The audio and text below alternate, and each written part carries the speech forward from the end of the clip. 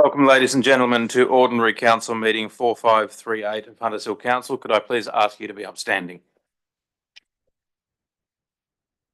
I'd like to acknowledge the traditional custodians of the land on which we meet, of elders past, present and emerging.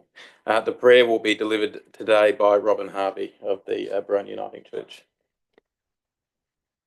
Creator God, we give thanks to the Wallamedical people who looked after this land for thousands of years. We pray for the elders past, present and emerging, that as we continue to learn to live together on this land, we pray for hearts that seek to be reconciled and united as one. We pray tonight for peace among nations. There is so much turmoil in our world, Lord, that your love and compassion is needed more than ever. We pray for people affected by homelessness in our great city of Sydney. Be with the many organisations that give love and assistance to the many hundreds living in hardship. Help our governments and councils to find ways to make housing more affordable and more available. We pray for all local councils, but especially for the councillors new and continuing of Hunters Hill Council. We give thanks for the care and concern they have for their communities. We pray for Zach Miles, our Mayor, for the councillors William Casab, Bagara, Kristen, Lane, Tanos Lehman, and for Mitchell Murphy, our General Manager, as well as for all staff. We pray for their families and all who support and uphold them. We pray upon them a spirit of wisdom, compassion, and generosity. We pray for a willingness to work together for the common good of this municipality. We pray for the churches in this municipality, that their witness to all will give hope to many, that God is with them at all times. And we pray this, knowing that you are always listening with a loving and concerned heart. Amen. Thank you, Robin. Please be seated. Much appreciated. The proceedings of all council meetings, including by the public, are recorded and webcast live on council's website for the purpose of facilitating community access. Webcast archives are stored and available to the public on council's website. The recordings may be disclosed under the provisions of the Government Information Public Access Act of 2009, the GIPA Act. Members of the public attending council meeting may have their image, voice and personal information, including their name and address, recorded, publicly broadcast and archived, or as an observer or other interested party, members of the public consent to the use of their image, voice and personal information. Councillors, we move on to declarations of interest. Are there any declarations of interest? Apologies. We have one councillor running late, Councillor Prieston. She's just messaged me she's a couple of minutes off. We also have an apology from Mitchell Murphy, our General Manager, who was taken ill this afternoon. He sends his apologies as well. We'll move through to item 1 on the business paper, confirmation of minutes of ordinary meeting 4536 held 29 July 2024. Is there a mover? Moved, Councillor Vergara, seconded. Councillor Tanos Lehman. The people have to be at the meeting to be able to second it. I don't believe that that's the case, but if you're happy to second it, then we can do that. So moved Councillor Vergara, seconded Councillor Williams. Any discussion? Yes, Mr. Mayor. Councillor Williams. A couple of questions, if I may. The first one is on page 22, item 8.3. There doesn't appear to be any voting block recorded there in relation to the outcome of the decision.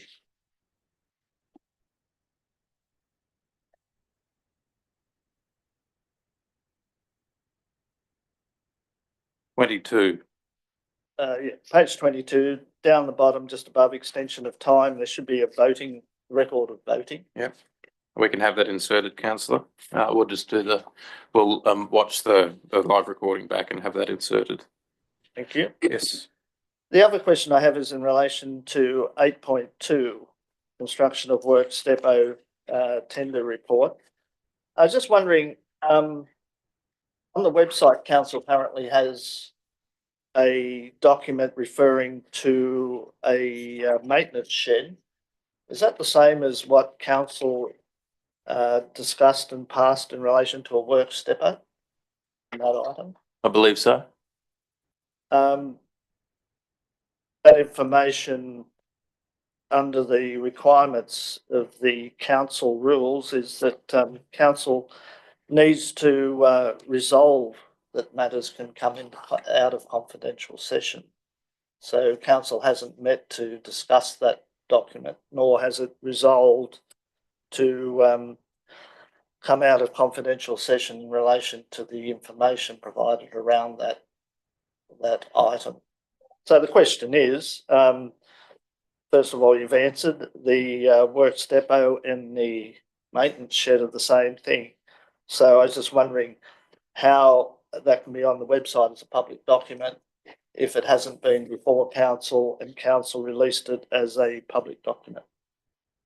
I have to take that on notice, councillor. You know that the general manager is not here. Yeah, no, that's okay. At the moment, Well, and he I will just have. wanted to note that because there Yep. seems to be an Yes. inconsistency between.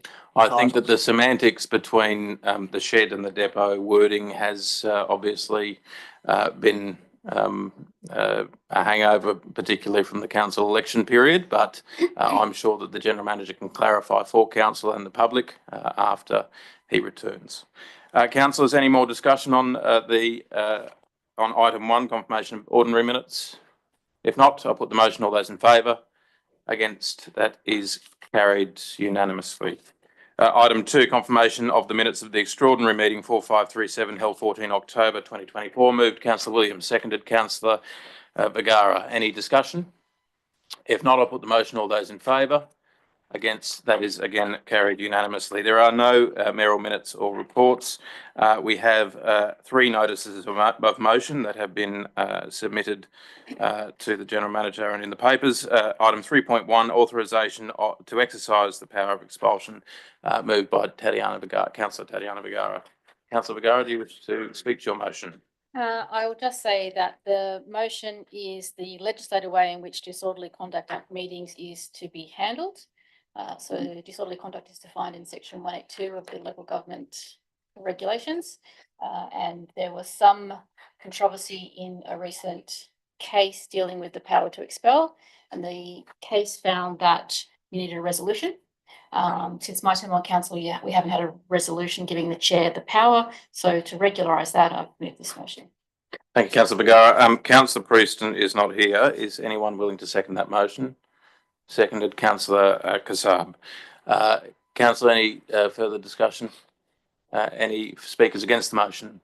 Councillor, sorry, Councillor Lane. Sorry. Council has already adopted a code of meeting practice, and the code of meeting practice does deal with this. So the power to expel anyone other than a councillor is in 1514, and the power to exclude a councillor is in 1516, which is by the vote of the councillors as opposed to the mayor. There is an option in 10.2a to pass a resolution to vest that power in the mayor, but in the absence of that, B is the usual meeting practice, which is that the councillors can all vote if they want to exclude another councillor. And as I understand it, that's only happened once. I also note that the code of meeting practice is under review by the state government. They've made comments in this regard. So I think that the proper place for this discussion should be in the code of meeting practice, which has been adopted contrary to this motion, or just waiting for the state government to rewrite the code of meeting practice, which will deal with this, rather than preempting that through a separate motion. Thank you, Councillor Lane. Any speakers for the motion? Against the motion? Councillor Williams. Yes, Mr. Mayor. I agree with Councillor Lane in terms of his analysis of that, but I'd just like to, I'm curious as to what has changed that requires this step to move away from what has been done for the last 164 years. I'm not aware in my 20 years on council any need for the mayor to make a decision without consulting council in relation to something as important as this. To me, it's vital that we have a democratic process where there's an inclusive process rather than a individual making a decision. And council is all based on inclusiveness and the ability of collective decision making. Something as important as is somebody being expelled from the council meeting or a committee meeting, as the motion is proposing, is serious. And I think it needs the consideration of the full council and a very transparent process in doing that. So to go to a process where an individual makes that decision, I think is the wrong way to go. Likewise, with Councillor Lane's analysis, there is a review of code code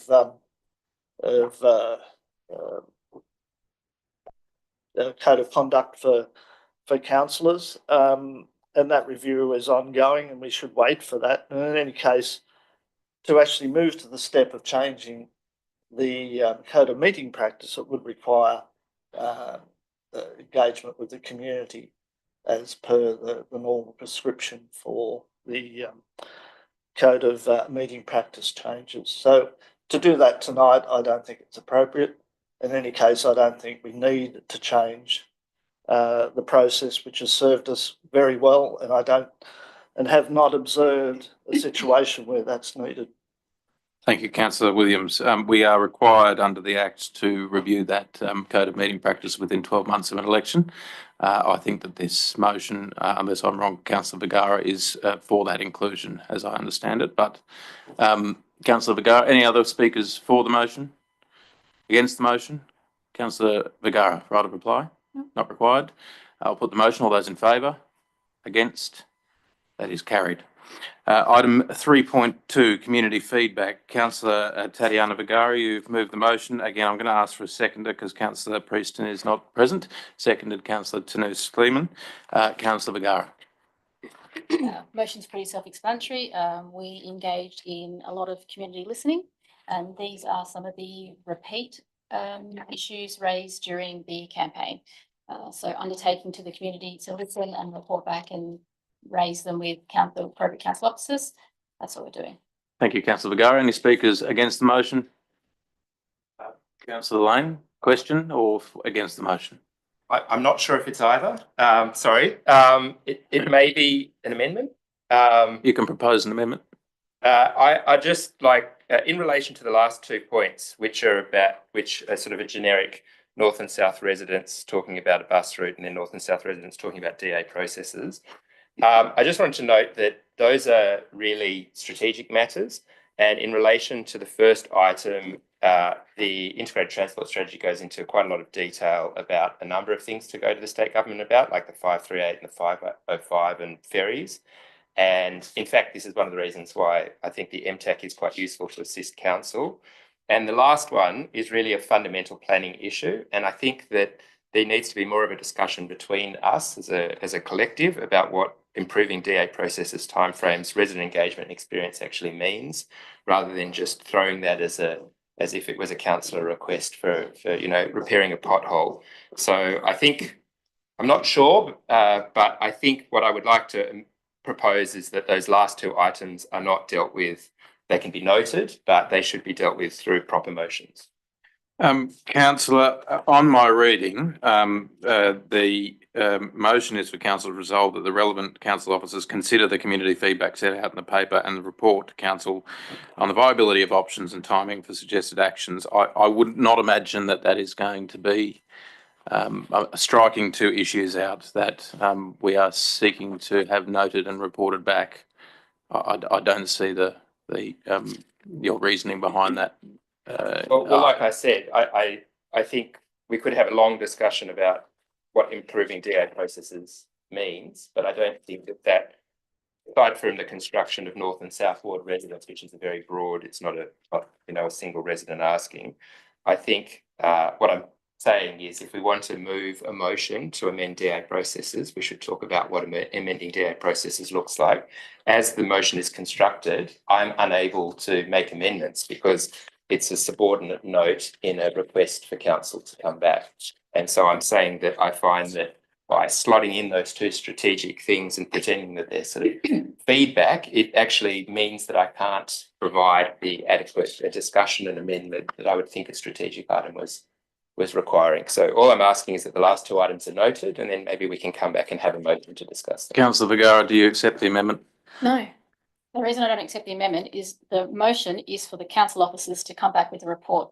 That report will be something like, we suggest, recommend the best course of action for advocating to transport for New South Wales is a holistic way, and we do it in this time frame. In terms of DAs, we have a motion which says council will come back and report on the amendment we made last year to the DCU. I would expect that this puts on council officers notice this issue and that they would come back with a report or a strategy day or a workshop. So it really is just for council to note these as issues and to come back with the best way to address them. That could be a strategy day, it could be a briefing, it could be a report, it could be a further report, it could be engage a consultation. But all this does is put these issues that the community raised during the campaign on the radar of the proper Thank you, council. Yep.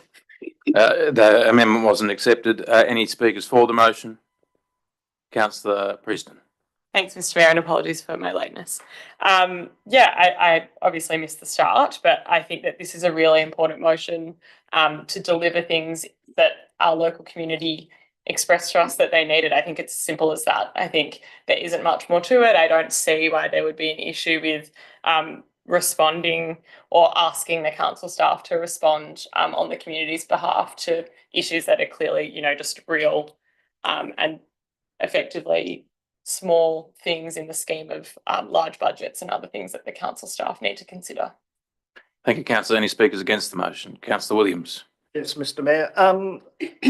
I have the same concerns that Councillor Lane has mentioned in terms of the last two dot points, but also raise the point that normally for these minor items, council goes through councillor requests.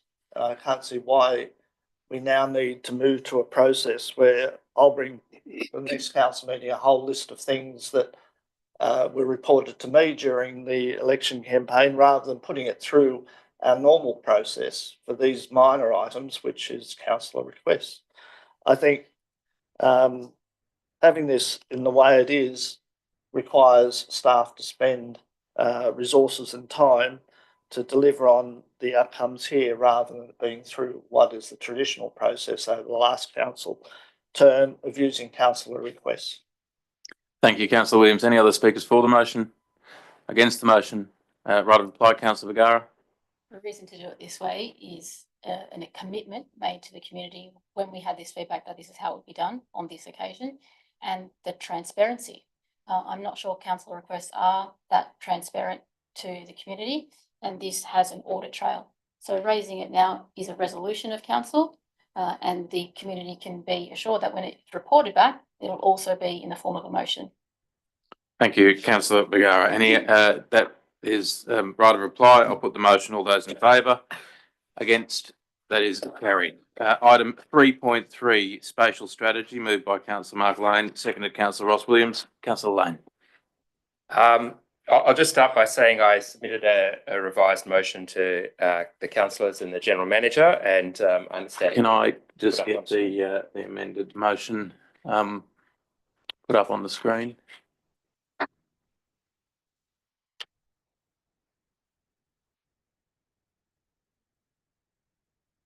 The amendments being at the bottom of the page with respect to items 4 and 5. Yes, yeah. So they are that council enforces the easement over 16A Vernon Street, Hunters Hill, to enable access to from Mornington Reserve to 16C Vernon Street, and that council removes illegal fencing on the foreshore access path at the west of Mornington Reserve. Councillor, do you wish to speak to your motion? Yes. Yes.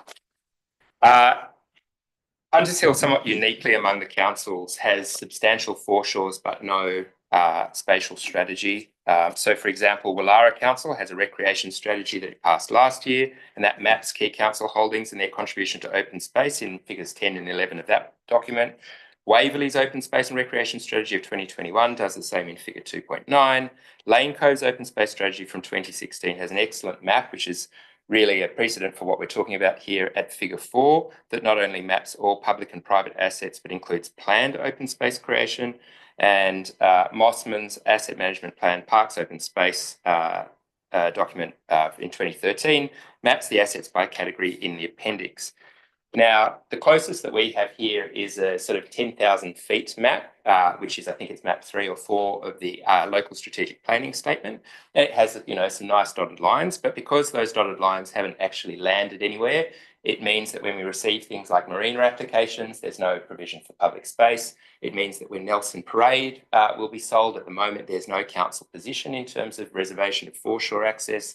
It means that when items like Vernon Street are proposed for sale, they get a tick saying that they have no strategic merit, when in actual fact they're a key piece of foreshore space that links Mornington Reserve through to the unmade part of Serpentine Road. And I've included an amended map with the motion that shows how there is continuous connection between Mornington Reserve all the way to the unmade part of Serpentine Road through an easement which is currently not being enforced, which is the cause of the amended item 4. Now, spatial strategies are a standard metric that are used for understanding important land holdings. So important, in fact, that the Open Space Commissioner proposed them for the state government in a document that our state member, Anthony Roberts, endorsed. And I think that we should be doing the same thing. And I really think we should be doing the same thing if we're going to be looking at the disposal of lands in the near future, because we can't, as councillors, make an assessment about the strategic importance of those lands unless we have a map in front of us, which is why I'm looking for the deferral of that of those disposal as part of the motion. And I am really concerned, I suppose, in the round with the creeping privatisation of public space that's going on. And that's why I've included the 5th item, which is not only the privatisation by sale, but also the privatisation by the erection of fences. And I raised that with the previous council over 3 years ago, and I was told at the time that something would be done. And having gone back there, the fences are still there, which means that access to the foreshore looks like it's on private land, when in actual fact it's public. And that really concerns me. I think that this should be something that we all agree on, which is that if we have these important assets, we should be able to understand them and express to the rest of the world how we go about managing them. And I think that that would bring us up to speed with the other councils that have these substantial foreshore assets and strategies. And that's why I'm moving the motion. Thank you, Councillor Lane. Any speakers against the motion? I have a question. Question, Councillor Bagara. Through you, Mr. Mayor, to the appropriate officer. It's probably more than one, given it's a public open spaces proposal. Would it require the expenditure of funds? And if it does, are those funds currently within budget? I'll throw to Sam and then Maria, I think, more appropriately. Through you, Mr. Mayor, normally these strategies are done by consultants and therefore require some budget allocation to them. And at this stage, we don't have budget allocation for this strategy. Maria, okay.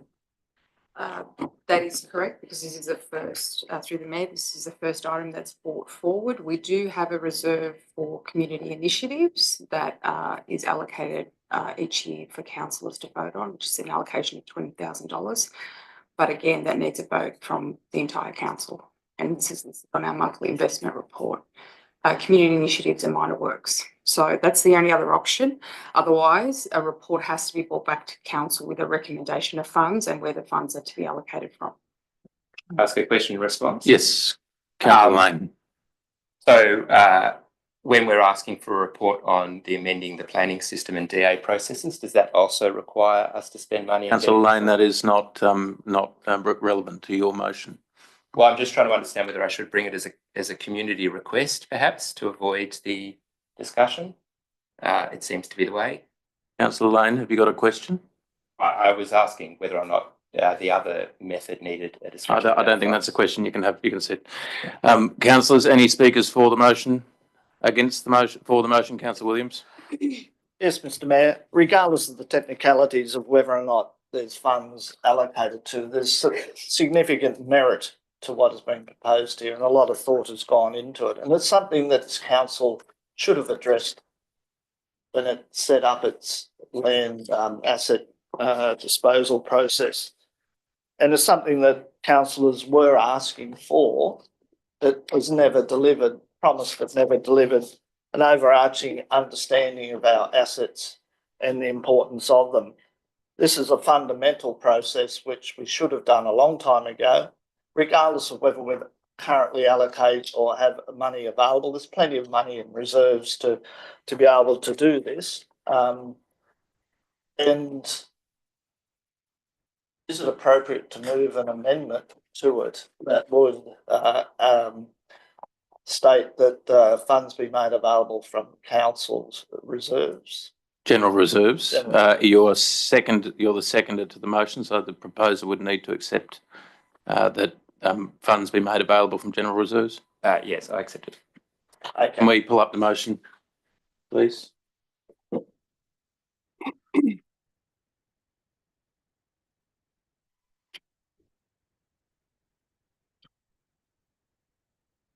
So the amendment would be a part 6. Yep. I'm in your hands, Councillor Williams.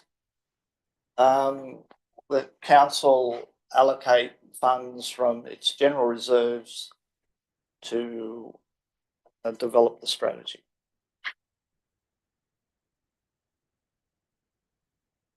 Funds from general reserves. Yeah. Maybe the director could help with the.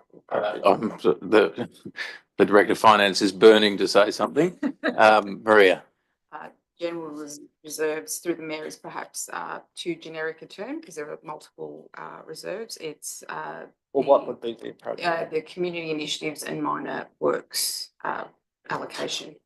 And again, the balance is $20,000. So you are limited on the consultancy. Sorry, as I understood the motion or the amendment, Councillor Williams, I think that you'd probably want to keep it general reserves because I don't think we're going to get much for That's right. 20,000. So I think that keeping it open is probably. Is used that term previously Yeah. to fund these sort of activities. Okay. Are you comfortable with the amended point 6? Yep. Councillor Lane, are you comfortable with that amendment? Yes. Yes. That amendment is adopted. That has become the motion. We can pull it down now. Councillors, do we know what the motion is? Point of order. Councillor Vergara. Clause 10.9 of the meeting code of practice requires the general manager to report on the availability of funds for a motion that didn't identify the source appropriately in the first instance. So I don't think that's an appropriate amendment. And in fact, you'd need the general manager to come back and identify the quantum and the availability of funds if this motion was adopted. I think the general manager would have to do that. We have heard from the manager of finance though, and she has indicated that there obviously is a $20,000 reserve, but I think that amendment is open enough to allow the general manager and potentially the finance manager to report back to council if need be. Councillors, any speakers against the motion? Councillor Preston. Thanks, Mr. Mayor. I don't speak against the motion because I don't think that it has some merit. I think that a strategic plan in favour of open spaces, public spaces, and the best practice for the use of those spaces is important. I think it's something that in the last term of council we did discuss at length in our planning meetings. You mentioned, Councillor Lane, through you, Mr. Mayor, that you brought this type of strategy to the last council. I'll just correct you on that. It wasn't to the council in which I sat at the last term. It must have been a prior council to that because I've not seen it. And in light of that, Councillor Lane, you'll get the opportunity to in light respond. of that, I just feel as though something as with such gravity as this, and which requires the allocation of funds, should undertake due process. And I think we just need to understand a little bit more, in my view, on the due diligence aspect of how we were to use those funds, how we were to allocate those funds. Obviously, it hasn't been accounted for in the budget as at today. I don't think it's something that we wouldn't consider in the future. I don't agree with necessarily everything that's on the page, but it's not to say that I don't think it's a good idea in theory, as I mentioned. I just think that it's not, I don't think it's good governance to deal with it on the fly in a way like this. I would like to see it come to council in a more fulsome form and with the comfort, I guess, of having the experts of our council staff and the directors of various portfolios having their input on it. We need to know the risks. We need to know the availability of funds. We need to know how it's best used. We need to know what it looks like. We need to know if it's got intergenerational merit. We need to know if it if it's withstands different tests. We need to be able to apply every governance test, as that's our role on council, to make sure that it holds up against every risk. And then that's something that should be brought to the council table for discussion and then hypothetical approval. So I don't disagree with it in theory or in practice necessarily, but I do think it's something that needs a little bit more work and due diligence done around it. Thank you, councillor Prieston. Any speakers for the motion? Against the motion? Right of reply, councillor Lane. Yes, just on two things. Minor clarification. It was I guess what we'd call a councillor request that the fences are removed. It wasn't a request for a strategy that I previously made. And I don't disagree with you. I would quite happily work with the councillors if we can beat this into better shape. And I'm amenable to us deferring the motion to work together to improve it, if that's the best way forward. Thank you, councillor Lane. That is the right of reply. I'll put the motion to a vote. All those in favour? Against? That is lost. We now move to item 4.1, external audit and adoption of general purpose financial statements for year ending 30 June 2024. We are joined by the external auditor, Alex Hardley, who is here via Zoom. Thank you for your patience, Alex. Councillors, if you wish to ask any questions of the external auditor, he is online for us. Alex, can you hear us? I can. Sound check. Can you hear me? Yes. Do you want to give a general overview of the audit, or would you like to fly straight into questions? Perhaps if I just make some opening remarks, Mr. Mayor, if that's okay, and then certainly open up for questions. So as you rightly pointed out, my name is Alex Hardley. I'm a director here at Prosperity Audit Services. We are the audit service provider to the Audit Office of New South Wales, helping to undertake the external audit on their behalf here for the council. Not there in person today, helping some of your fellow councils make sure they meet their 31 October deadline for their audit report. Not as fortunate as you to have had theirs issued already.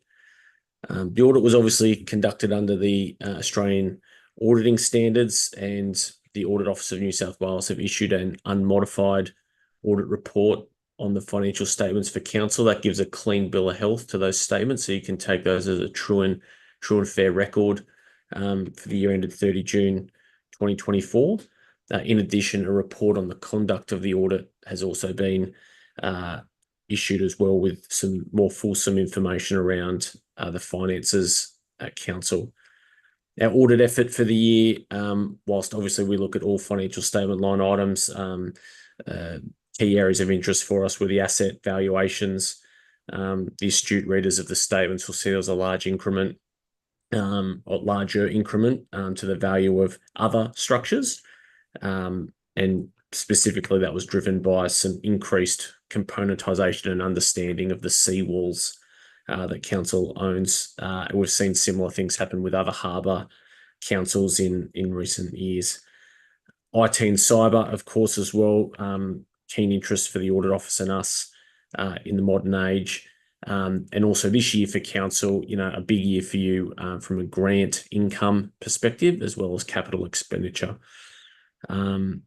I would just point out briefly at the back of your financial statements, those ratios that the Office of Local Government include in their financial reporting requirements.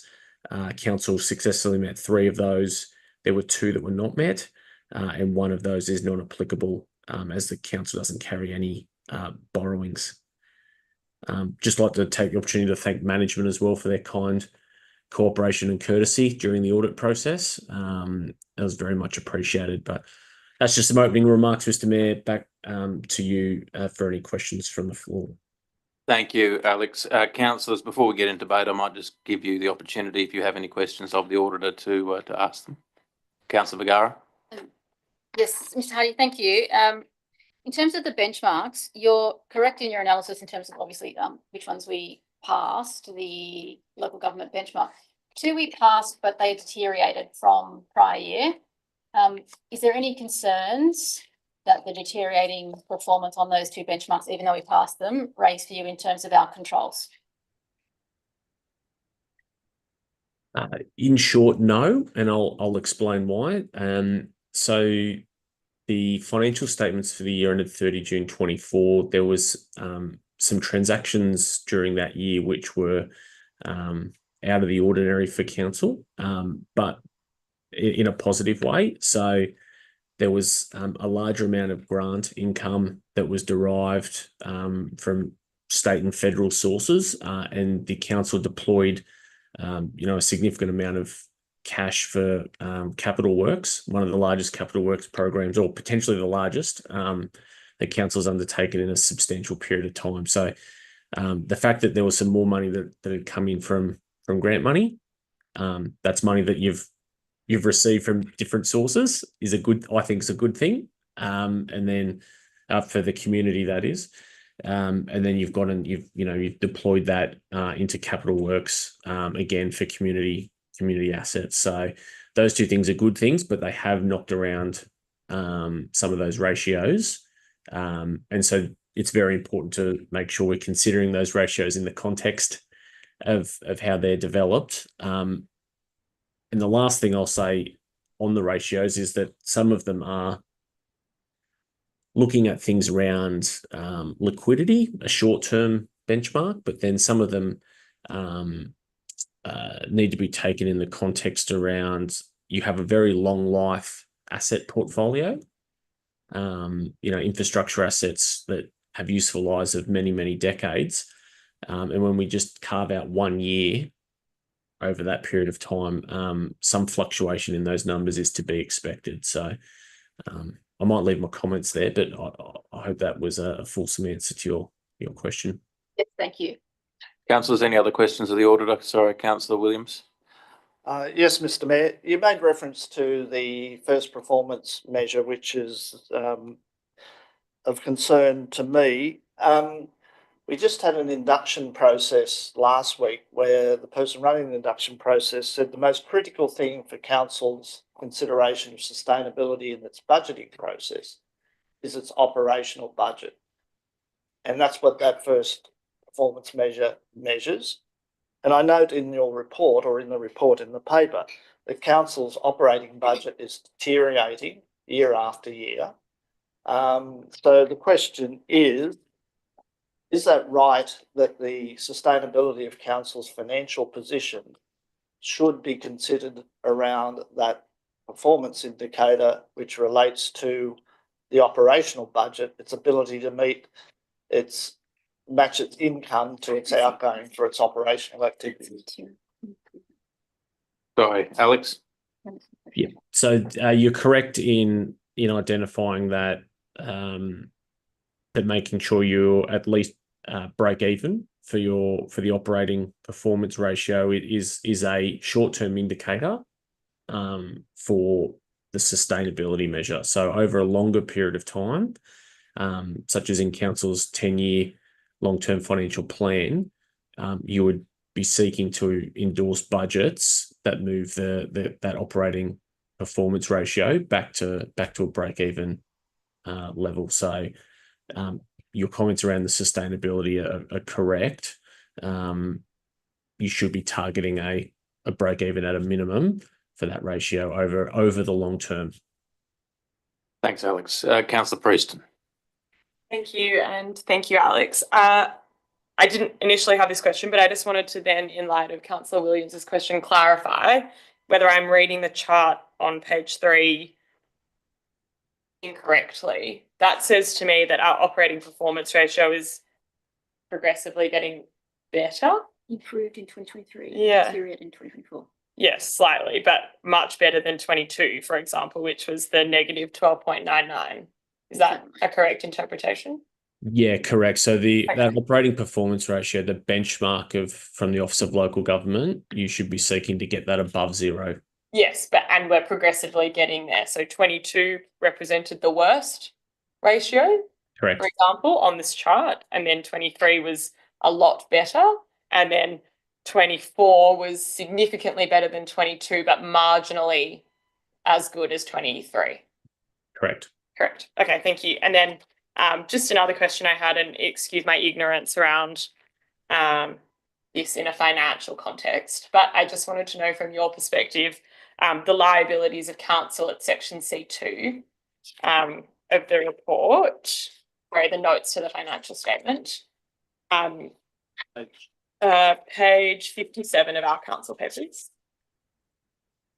Whether or not that kind of $5.9 million figure there is something that you're comfortable with.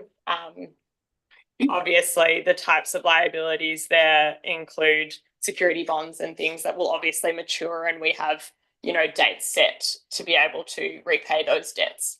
But I just wanted to kind of confirm from your perspective that that was a sustainable level of liability on the books. I'll answer that in two ways. The first way is that the fact that this council doesn't have any borrowings from a bank loan perspective makes it a little unusual. A lot of councils do have those borrowings, and of course, with those borrowings come repayments and interest and all of those sorts of things. So, in that sense, you don't have those things, so that de-risks your cash flow to a large extent. Yeah. The other part is, at a very basic level, you compare the current assets to your current liabilities to get a sense of what the liquidity looks like. And that would show that, current assets of over 20 million, current liabilities of less than 8 million. In the private sector, that would be considered a lazy balance sheet. Yeah. In the public sector, that would be considered very healthy and shows that you can pay your debts as and when they fall due. So is that a sustainable position from a solvency perspective? Yes, it is. If you continue to have operating deficits for an extremely long period of time, then no, it won't be. But you're not there, and you're not even close to being there. Great, thank you so much for clarifying. Thanks, Alex. Councillors, any other questions? Councillor Lane. Just a few questions, but they all relate to each other. I had trouble identifying the capital expenditure component, and so the parts I'm trying to understand is whether or not the capex of 13.359 million in the summary is mutually exclusive of the income statement expenses of 21.891 million. Again, this is all on page 11. And specifically, whether or not any of the $10 million of materials and expenses on page 25, which has about 5.3 million of contractor costs on page 45, relates to CapEx, for example, on Baronia Park and Fig Tree Park. And if so, why is that CapEx being reported under OpEx and therefore affecting our operational performance ratio? That's a good question. So that is one of the key audit risks, is that there's error or fraud in that area, and so that's something we pay particularly close attention to. So in our the conduct of our audit, we have a series of procedures to review the expenditure flowing both through the P&L in that materials and contracts line, as well as the transactions flowing through the additions, the capital expenditure that is in note C1-5 of the financial statements, to make sure that they're in the right bucket, so that when we are reporting CapEx, it is truly CapEx, and if we're reporting OpEx, it is truly OpEx. So the audit process that we've conducted give you the comfort that the income statement is fairly stated, as well as the capital expenditure figures in note C1-5. So they are exclusive from one another. The materials and contracts expense that you see on the face of the profit and loss statement, sorry, the income statement, are operational in nature and are not capital. Thanks, Alex. Councillors, any further questions? If not, Alex, I'll get you to stay to the end of the item if you could, just in case. Sure. You're required in debate. Councillors, we have a recommendation on item 4.1. I've got a mover. Move Councillor Prieston, seconded Councillor Tanners-Sleeman. Any discussion? Councillor Prieston. I just wanted to call out, Mr. Mayor, the fabulous work that our council staff have done in the prior term of council to achieve a level of $5.7 million in grants and contributions to the community. That is a huge amount of money that we've been able to put towards good and valuable projects to make the lives of Hunters Hill residents easier, better, and more sustainable. So thank you to the hardworking staff. That is one of the strategic priorities that we set at the start of the last term of council. And I personally placed a huge emphasis on being kept up to date and abreast of available state and federal government grants that we could apply for as a council body. And I would say that we've knocked the lights out of the park in that regard. So thank you again for all your hard work and diligence on that. That's an outstanding result. Thank you, Councillor Priest. Any speakers against the motion? For the motion? Councillor Williams, for the motion, sorry. Councillor, yes. I'm just going to reiterate, I thank the staff for their diligence in providing accurate financial statements, which have got the seal of approval from the auditor. I'd also note that the auditor made mention that if the net operating result was to continue to deteriorate, then that would be a problem.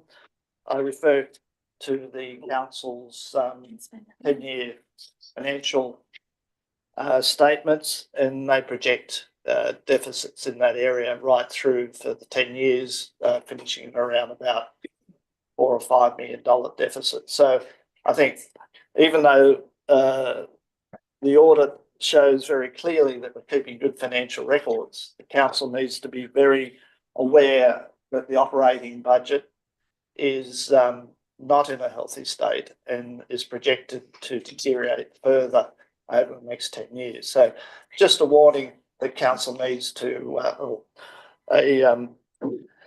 a light coming on, that council needs to really seriously look at that, regardless of grants, etc.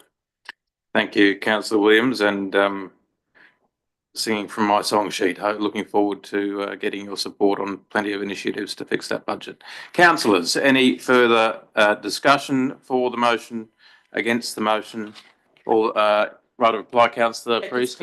I will say, in light of that, I too share the concern that a council is operating a long-standing and extended deficit when they don't need to be. But we've just heard, with due respect, from Alex, who is an expert. I'm also an expert in funding. That is my day job.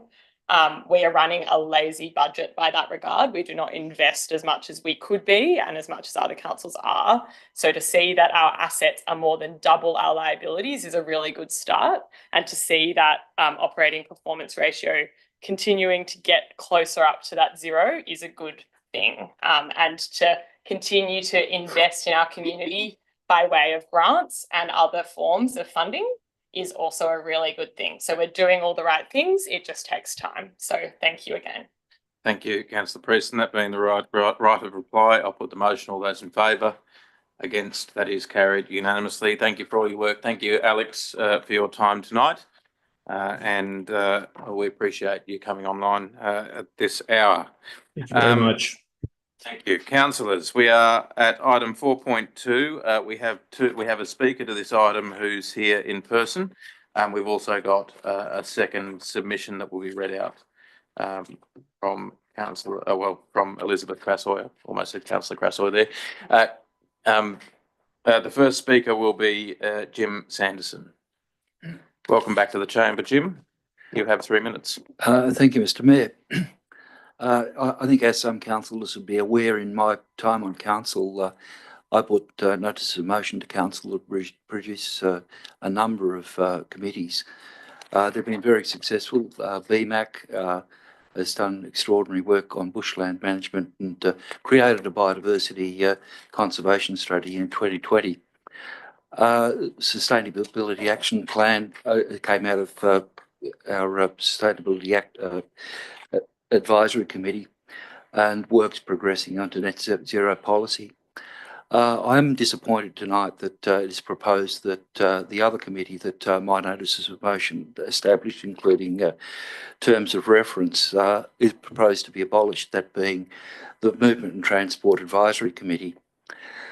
I'll go back and give a little bit of history on this because I think a lot of people wouldn't really understand the background. When I prepared that notice of motion back at the start of the last term of council, I did a fair bit of research, and it turns out that this council has had a public transport and traffic advisory committee at least since the early 90s, and that used to meet very regularly. For a large part of that time, it operated in parallel with the local traffic committee. The functions were quite distinct. Back in 2019, I think this council, I regard, made a mistake in abolishing that committee, and we operated for some time without it. And I think it was recognised in that term that there was a mistake, that that committee should have continued. After some discussion with a number of councillors at the commencement of the last term, I think my first notice of motion for that term was to create the Movement and Transport Advisory Committee. And I did so with some advice from Councillor Crassoy of that time, and also from Mark Lane, who is now, of course, Councillor Lane. I think it's been a very successful committee. I don't believe its work is finished. One of the things it has done is that it's created an integrated transport strategy. While it's improving, I don't believe it's ready for adoption. I believe we need a committee to oversee the continued implementation of that policy and carry on the work that policy would recommend. I note also there is some criticism in the report of the functions that committee performed. One of those being its intervention in the traffic calming measures in Crown Street, Henley. There, I think the intervention of that committee was an outstanding result. We had a proposal that was going to cost council over $100,000. Sorry, Jim, moved extension of time, Councillor Williams. Seconded, Councillor Lane. All those in favour? Against? That is carried, I think. The result was that, as to put it in Councillor Lane's terms, there was a softer touch applied. The result was we spent a fraction of the money. We've done the process has been incremental rather than just applying a swathe of measures that the community did not want. If we contrast that with what occurred in last term in Farnell Street, where a very heavy-handed set of chicanes were installed, and that cost council, I think, $50,000 for installation, and I believe over $20,000 to have them removed. I think it's very important that we have a committee that has this community input. And looking at all the technical documentation around the local traffic committee, it is purely a it's a committee that gives technical advice. It's not the function of that committee to be listening to community input on various matters. That needs to be done at a different level. The other thing I would refer to in Sorry, Jim, could you just hold on? That's time again. Is there a move for an extension? Moved, Councillor Williams, seconded, Councillor Lane. I'll put that to a vote. All those in favour? Against? That is carried on my casting vote. Thank you.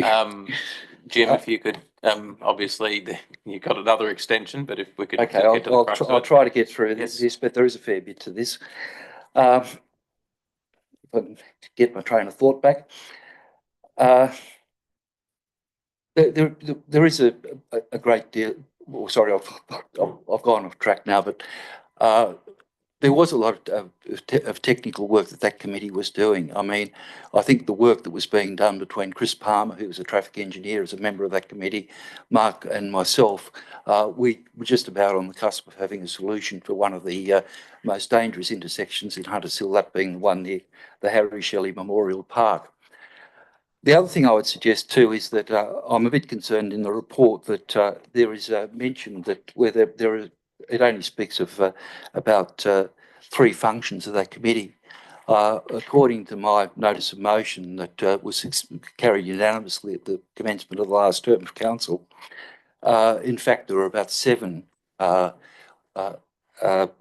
objectives of that council, and they are far broader and simply could not be carried out by a simple technical committee like the local traffic committee.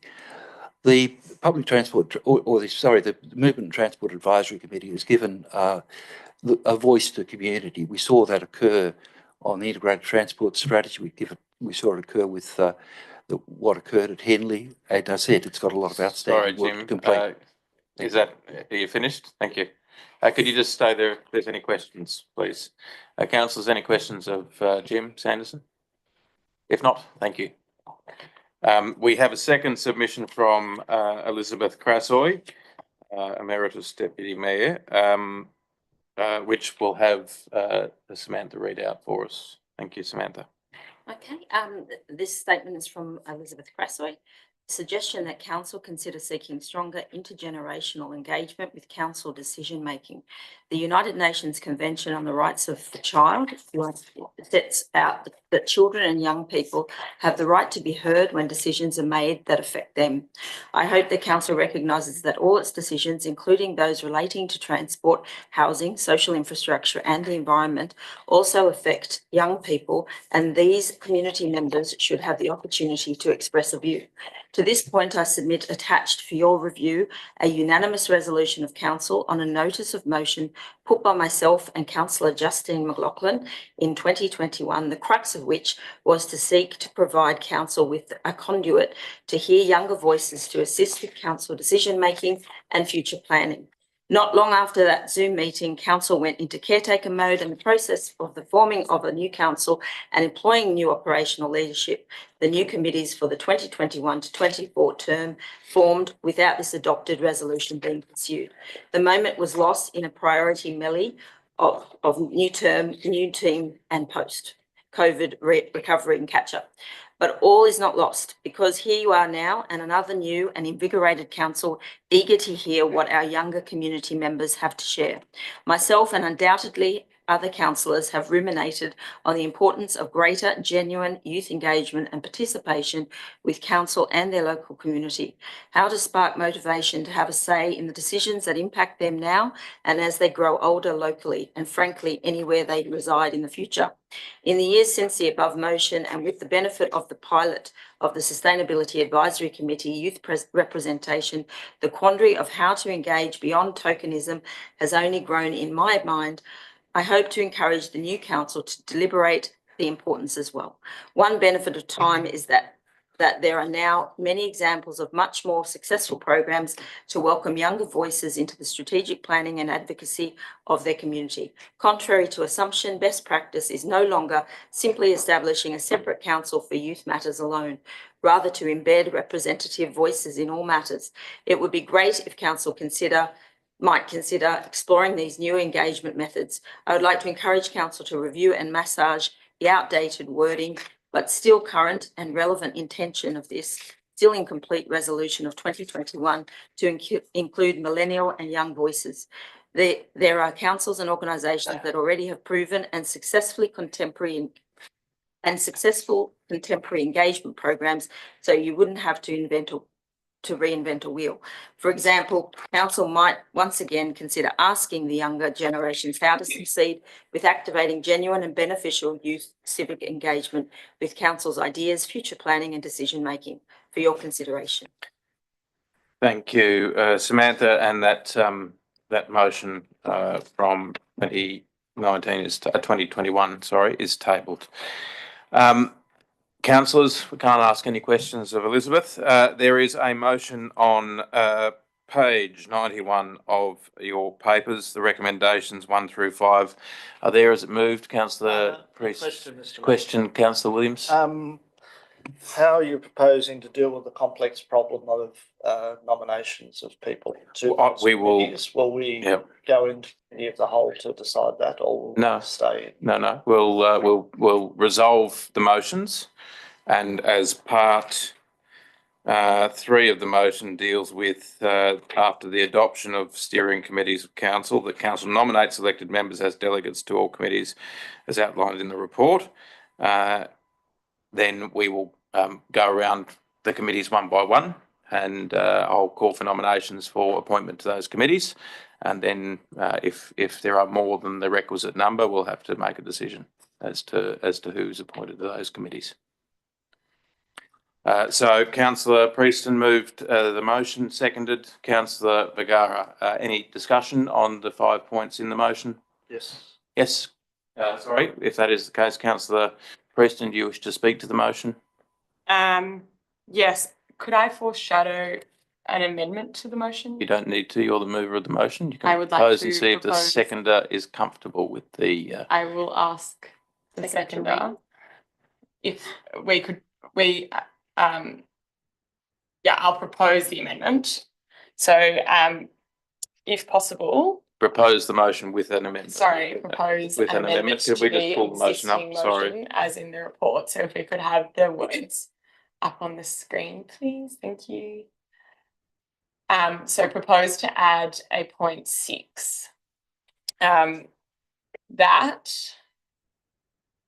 the information on the advisory and steering committees of council, or open bracket, including excluding technical committees such as CAP and the local traffic committee, close bracket, be provided to local high schools. And CAP and you could just write LTC, LTC. Yep. close bracket, be provided to local high schools to promote the opportunity to nominate a youth representative for consideration as a delegate on all committees. Is that accepted by Let me just seconder? and then could we just for completeness at point 5, so it currently reads the nominations for community representatives be invited and advertised for advisory committees and steering committees, and actually so I think after community representatives, could we insert a couple of words that say for community representatives and a youth representative be invited and advertised for that? Yeah, that works. Thank you, councillor. Is that seconded? I just think it should be including a youth representative. It's not in addition to, you're not increasing the numbers there. Yeah, fair enough. Yeah. Including a youth representative. And then I'll speak to the motion if possible. Thank you, councillor. Just also to note, councillors, because it was an error of omission in the report, the latest version of this also had the local area traffic committee on there, so that will also be decided tonight, but that was not in the report, and the general manager has confirmed with me that that is Councillor Williams. If we're doing that, I notice also that's missing off the report is the Hunters Hill, Lane Cove, Ryde, Parramatta, Bush Fire Management Committee, which council has. Is it a statutory body? Yes, it is. Haven't you been chairing that for a long time? That didn't come to the last council either. Yes, it did. Former Councillor Sanderson was the not delegate, but alternate, and myself. So that was Just one moment, if we formally could. approved by council. Is that committee? It wasn't in the last report. Councillor Williams, can we take that under advisement? I just need to get some advice on that. If it's okay with you, that can come to the next meeting. I just need to take some advice as to Well, it is a formal What? committee which council has representation on, both from the elected body and from staff. There's a staff member on What's it it as well. Do you know what staff member it reports to? It reports to council. No, it doesn't report to. Doesn't report to It's council a statutory body, Yep. so it reports to the rural fire. service. Okay. What's the as name of it does again? the- Sorry. Could you just let me know what the name is again? It's the Hunters Hill, Lane Cove, Ryde, Parramatta Bushfire Management Committee, and it's a statutory body which this council's participated in ever since. Well, we're required by legislation to be part of it. Okay. Okay. Just that it's not, Um, it should be. Council, let's include it, and if there is some issue in the future, we'll have to deal with it then. I think that's fine. So it will go That into and the external. yes, Yeah. so it'll be considered as an external, and as will the Transport Advisory Committee, because that's obviously quite an important committee to deal with various issues in council. Councillor Williams. Another question in relation to part 6 there, it refers to 2 committees, PAP and a local traffic committee. I was just wondering whether it should include the audit and risk committee. We wouldn't want students on that. I tend to agree with the. Yeah, I'm happy to make that amendment. Yes. It's got no community reps, none. No, well, So it's it that says that amendment. as well, but We could say for the the avoidance of doubt. okay. So after LTC. And for the avoidance of doubt, the audit, risk An improvement. and improvement. Is the seconder comfortable with that? Yes. Thank you. Councillors, Councillor Preston, do you wish to speak to the motion? Yes, thanks, Mr. Mayor. Just very briefly, Councillor Crasoy, or former Councillor Crasoy, raises good points. This is something that we discussed at length in our last term of council, and something which I have been passionate about. So I too noticed that it was missing from the report. We should encourage local engagement from our young people in the community, whether they be at schools or whether they just be members of this community. I too was a child who was involved. I volunteered at council chambers in 2 stints of my work experience during high school, and that was extremely valuable to me. So any kind of opportunity that we can offer to young people to understand how local processes work, but also how they can give back to their community is really valuable, and something that this or the former council was really proud of under Councillor Crasoy's guidance. So very proud to propose this amendment. Thank you, Councillor Preston. Any speakers for, against the motion?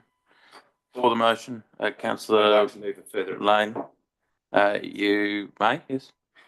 I'd like to move that the component which says council adopt the advisory committees and steering committees. So number 2 says except in relation to the Conservation Advisory Panel, which is to also include the Hunters Hill Trust, a landscape and heritage architect, and Sorry, councillor, could you just dictate for the purposes that, sorry, this isn't a proposed amendment. Yeah, that. Is it an amendment, Mr. Mayor? Just can I ask a question? Yes. Is it an amendment to the existing motion, or It is. an amendment to the amended motion on the floor? It's the only motion on the floor is the motion in front of amended us. So it is a further proposed amendment to this motion that's in front of us. so it reads, sorry, instead of so it should say except in relation to, and then there are 2 bullets. One is the Conservation Advisory Panel, which is also to include the Hunters Hill Trust, a landscape and heritage architect. Sorry, Mark, Councillor Lane, could you just give the staff time?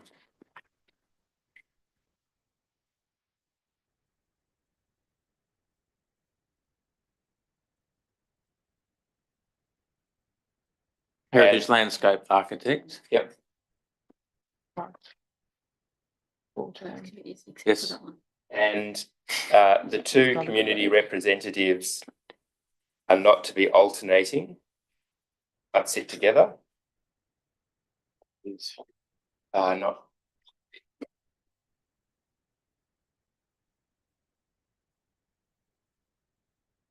And next line, the Movement and Transport Committee, which is to be retained on its previous terms.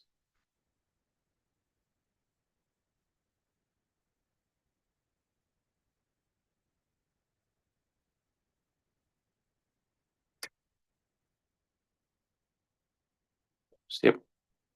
Is that the amendment, Yes. councillor? Is that seconded? Seconded, councillor Williams. Do you wish to speak to the amendment? Yes, I do.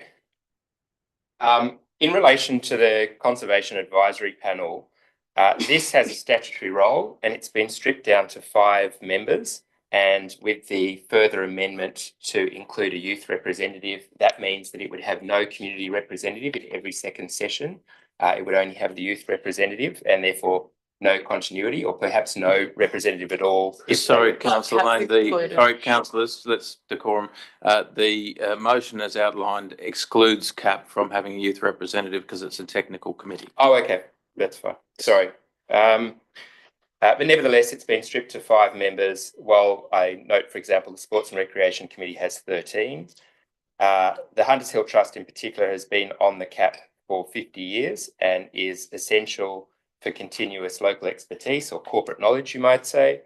The areas in Sydney that have the best preserved character and are most tightly held, and where people reflect that in property values, are all places that are robust around heritage, such as Willara, Mossman and Hunters Hill. And one of the jobs of the CAP is to make good easier so that no one ends up with a monstrosity next door.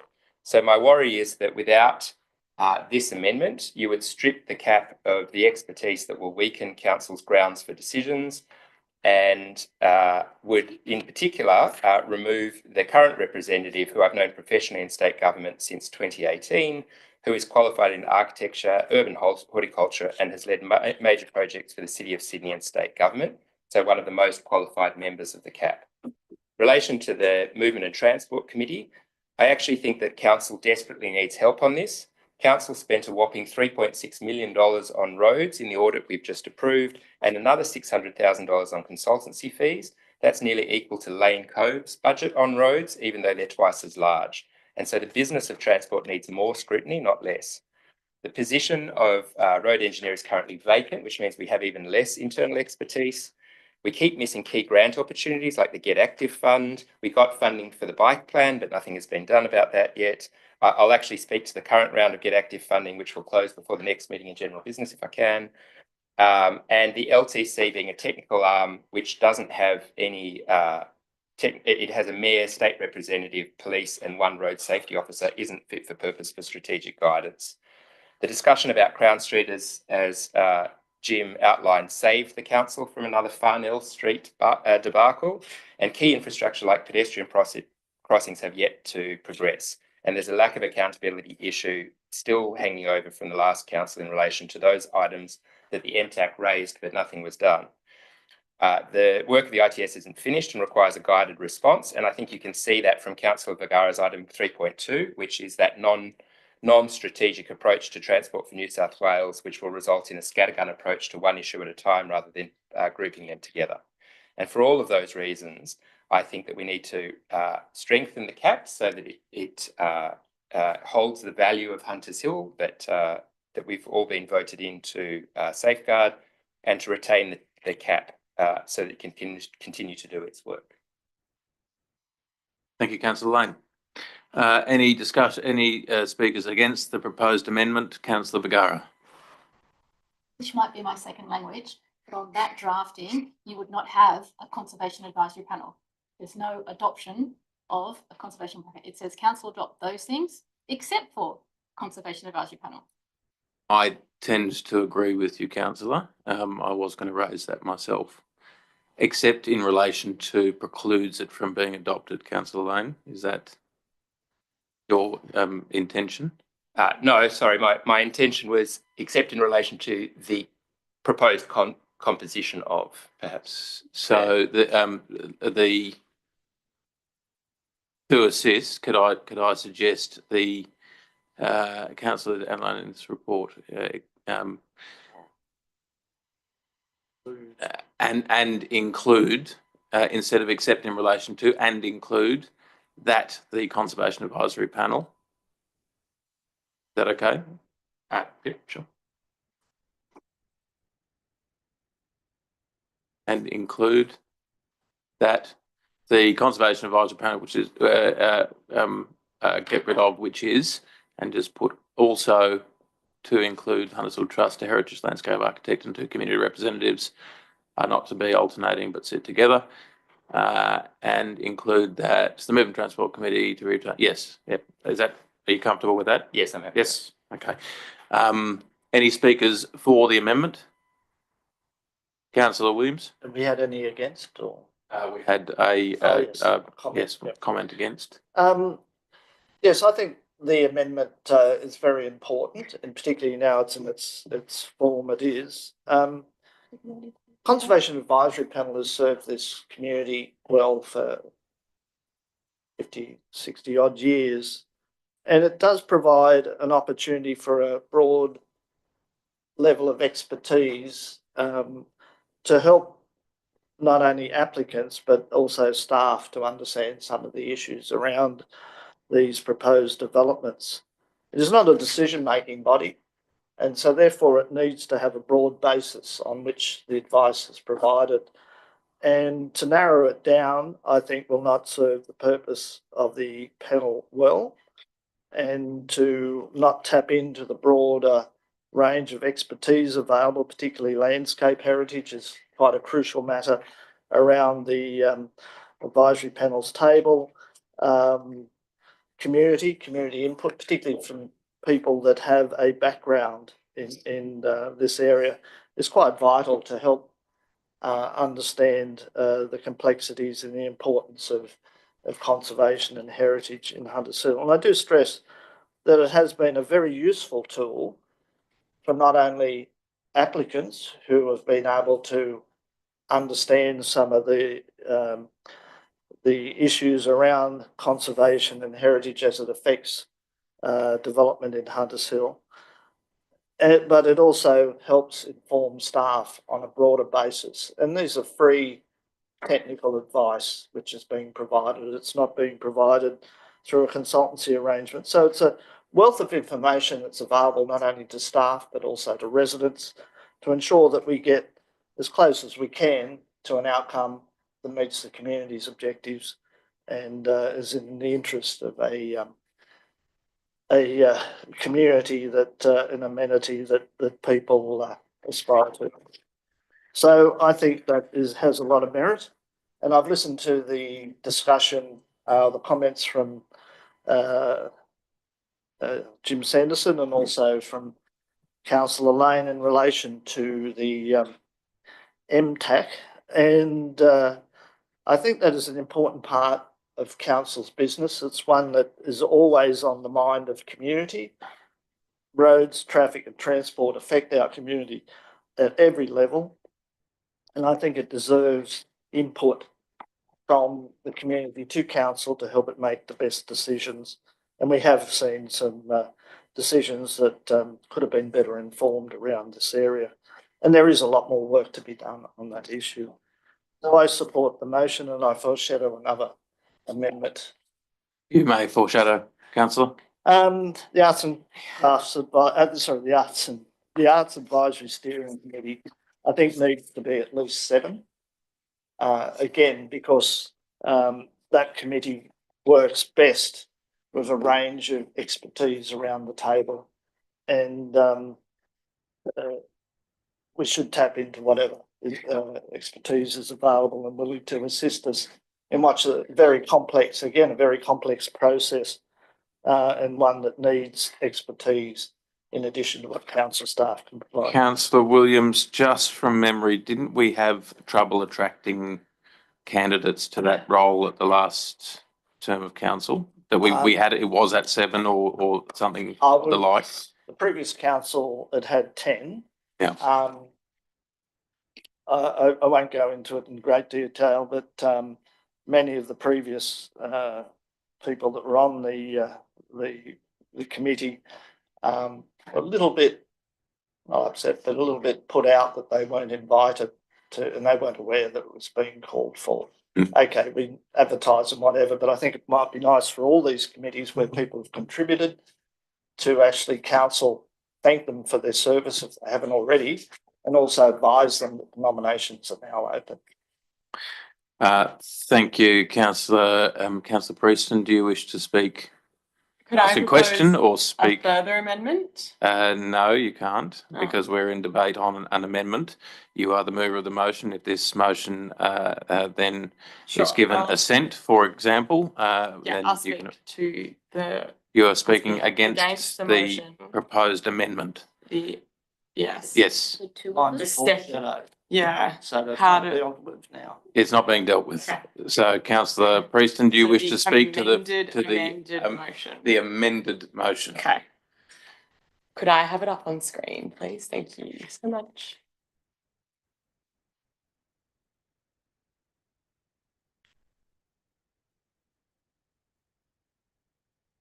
It's annoying because I want to add something else in after what You Councillor Williams said. You may do that when this motion has been voted Yeah, on, okay. then we're back into debate on the motion Okay. on the floor.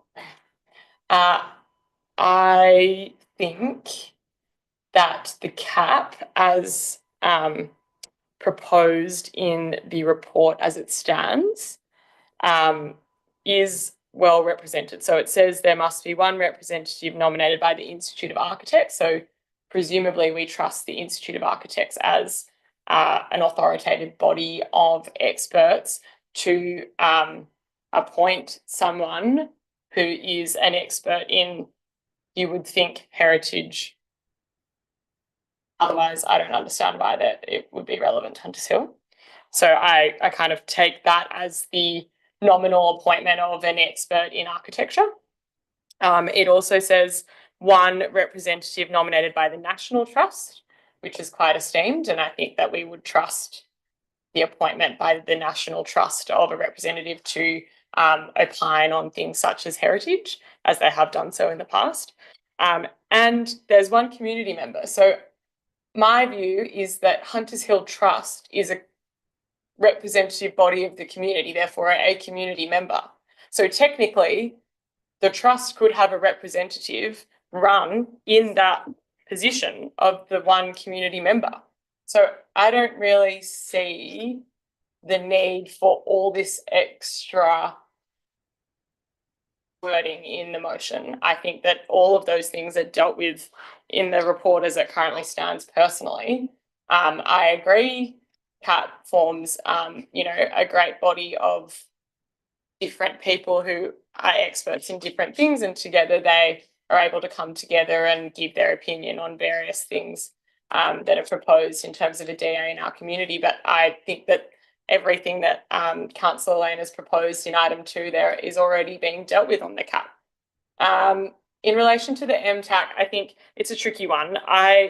Obviously the local traffic committee, as I understand it to be, is a statutory committee of council. So what we want to try and avoid, and what one of our strategic priorities in the last term of council was, for your reference, was to streamline resourcing and make sure that we were doing things in a cost-effective way and with the forefront of the community's outcomes in mind.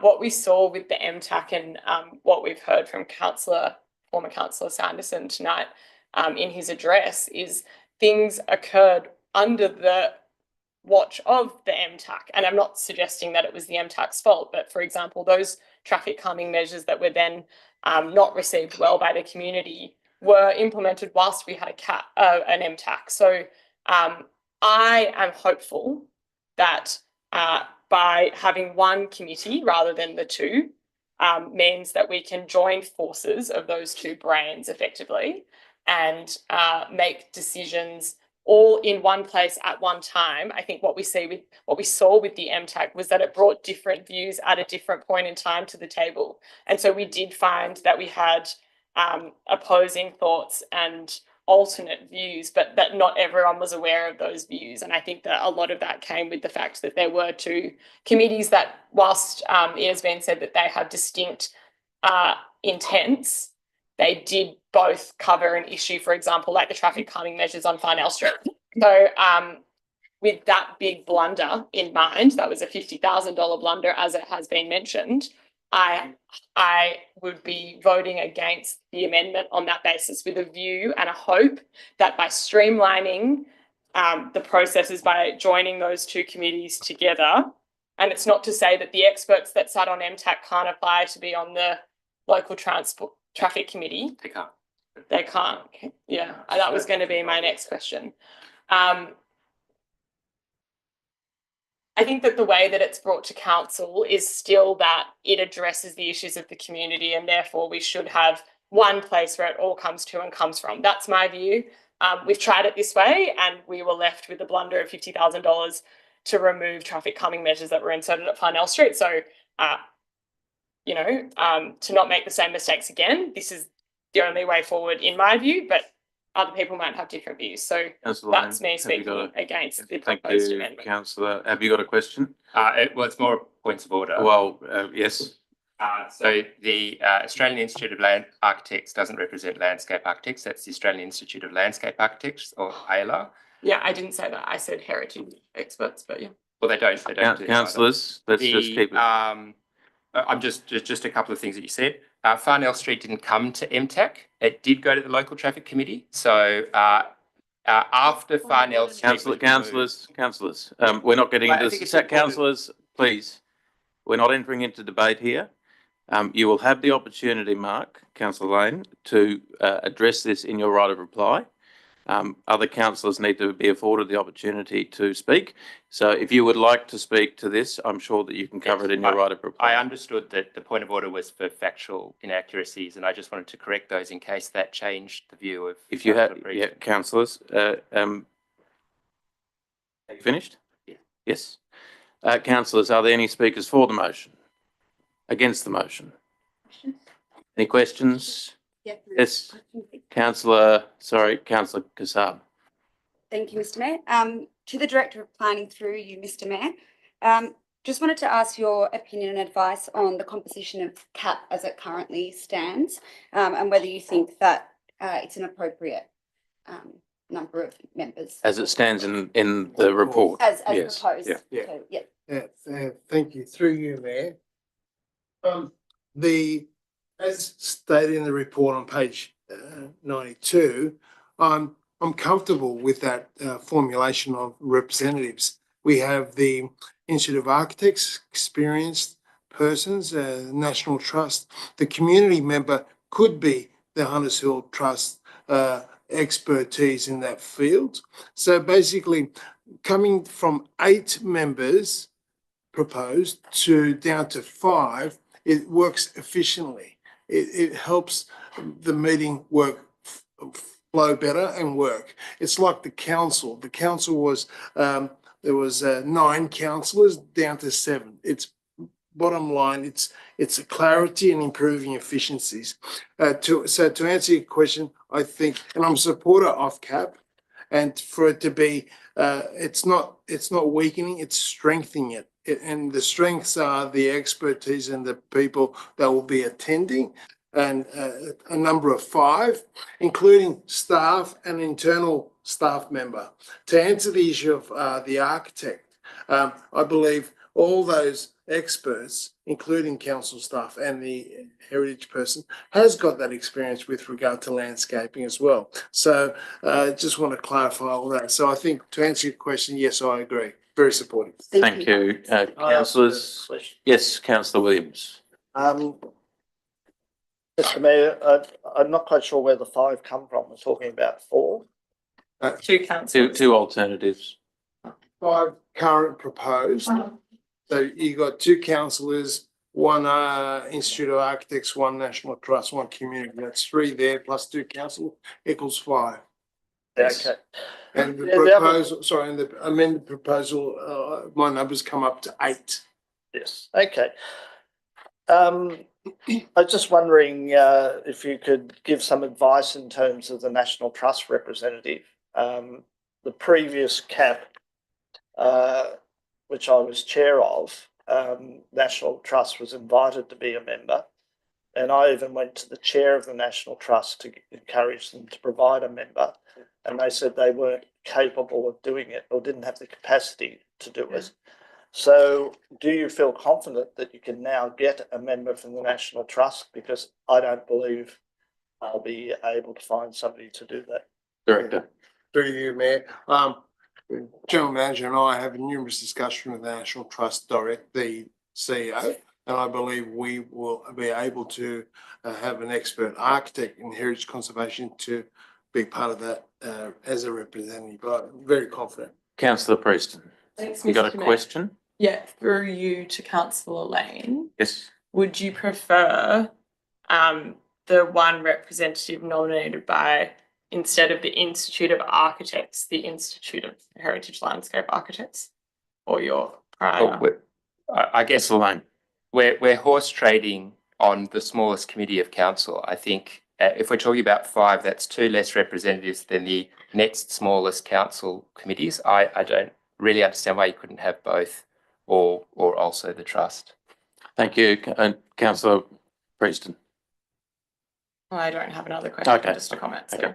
Okay. Councillors, is there any other debate on this motion? Mr. Mayor, I just thought of something for Yes. you to answer the question fully. We are the only council that has CAP, which I applaud.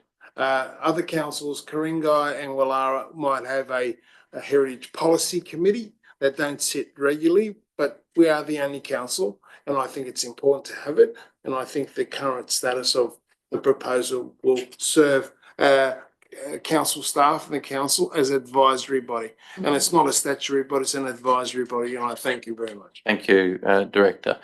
Councillors, any further debates, any discussion? Councillor Lane, right of reply? Yeah, look, just to say, the CAP has a role under the DCP. That's what I meant when I said a statutory role. And again, I don't understand the efficiency argument when this is by far the smallest committee. And I worry that although we're talking about language of efficiency and faster approvals, that the real value that the CAP represents, which is making sure that the character of Hunters Hill doesn't change irreparably, is one that we're sacrificing on the altar at the moment by reducing their membership to potentially a member of the Institute of Architects that may or may not be a heritage person, a member of the National Trust, if we can get them, and one community member who only will hear every second meeting because they're forced to alternate and therefore won't even have the continuity of understanding if something comes back to CAP. And so again, as well as including the MTAC, I think that there's a real danger of a loss of expertise and advice to council as a result of diminishing the CAP and abolishing the MTAC. Thank you, Councillor Lane. I'm just going to ask the Director to clarify a couple Just of a points. point of clarification, Council, through you, Mayor. There's you said something about the DCP. There's no requirement statutory in the current DCP.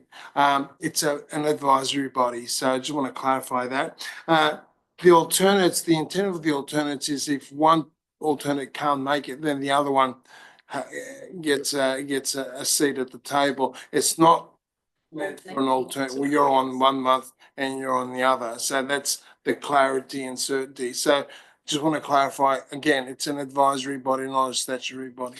Thank you, Director. Councillors, that concludes debate on the amendment. I'll put the amendment to the vote. All those in favour? Against? That is lost. We now move back to the original motion. Councillor Preston, moved by you, seconded by Councillor Bergara. Councillor Preston, you had we have a foreshadowed Yes, please. proposal from Councillor Williams. Yes. Is that the purpose of your Yes, please. discussion? Yes. I take Councillor Williams' good points, and if I could just foreshadow an amendment to my motion, if that could be shown up on the screen, please. I think that this committee provides invaluable support to Councillor Williams, or has done so in the past, in his endeavours to produce a fantastic art show. So I would like, can I amend the actual? You can amend your report. motion, yes. Or you can amend the report Yeah, to I would reflect, like for it to to. reflect 7. Yes, I would like to put in a point 7 then, to say that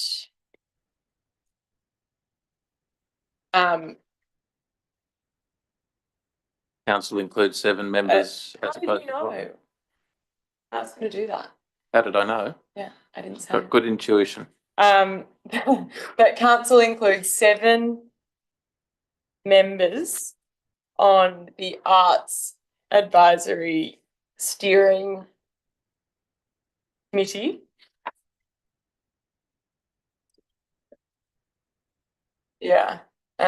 Sorry, can you write, just don't delete it, but just where we write includes, maybe just say that council increases the number of community representatives on the Arts, Lola, what you've written there, the Arts Advisory Steering Committee to 7.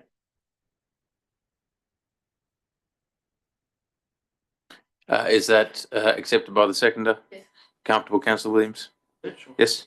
That is now the motion as tabled. Does everyone understand the motion that's on the floor? No. Yes. Sorry, Councillor Williams. You don't? You have a question? Yes. Yep, if I may. In relation to where it says nominations for community representatives, including youth representative, is that youth representative an addition to the community? Yes. Or is it included in it? That's in addition to. In addition it's. to. I can make that clearer if you like. Yes, please. Okay, sorry, let me just give me a moment, draft on the fly. That nominations for community representatives include a youth representative in addition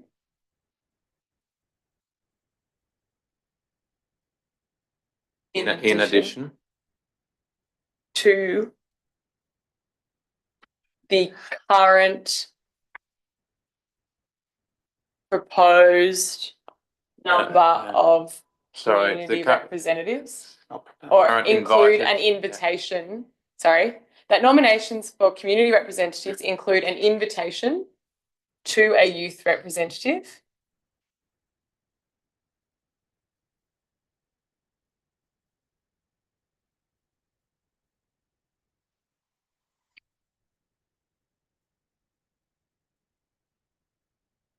Youth represented in addition to the current. Proposed. I say invited and advertised. I think that's that. Yeah, that we'll covers- delete the other part, I think. Right. Yeah. In addition to the current proposed number of community representatives on each committee. I think we're duplicating And that, then- councillor.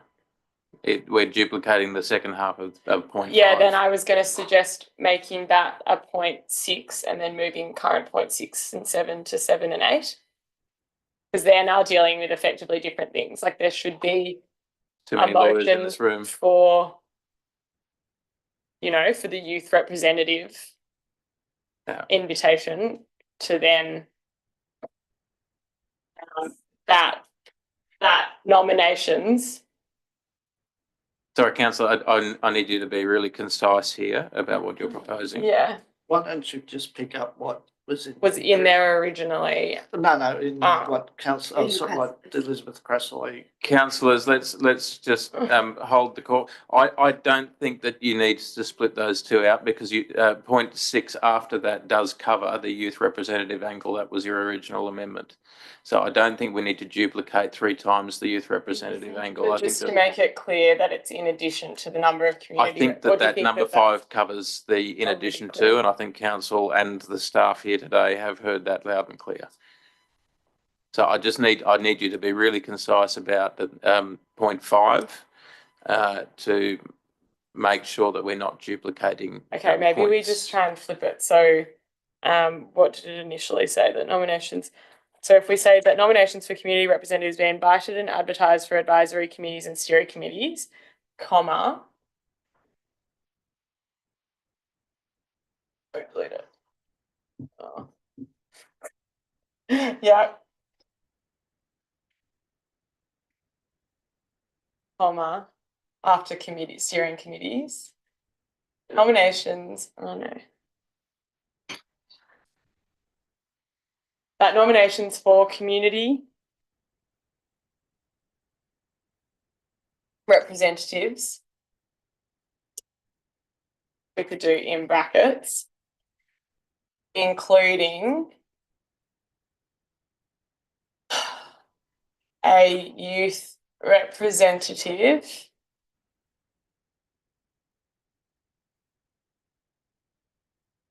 in addition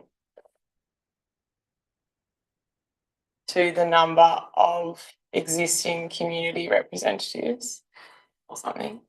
Just make it a conjunctive, the nominations for community representatives and a youth representative Yeah, that's what I tried to do in the first place. be invited and advertised. It Whatever. doesn't what is even it make for? sense how it was. That nominations for community representatives and a youth representative, it was fine how it was. I'm just trying to make it That's what I mean. clear. It was actually, the original was fine, it just needed a word changed.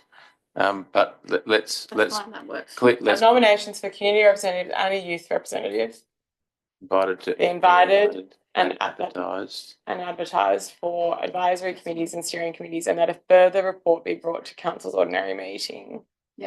That works. Yes. Well, it worked before. I don't think that addresses the clarity around having an additional. And a youth representative, I think, is clear, and also the staff here, this is live, we are very clear about what we're doing, I think.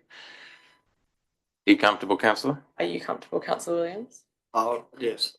Okay. Councillor Vergara, are you comfortable? Thank you. Yes, okay. That's the motion on the floor. Councillors, any further discussion?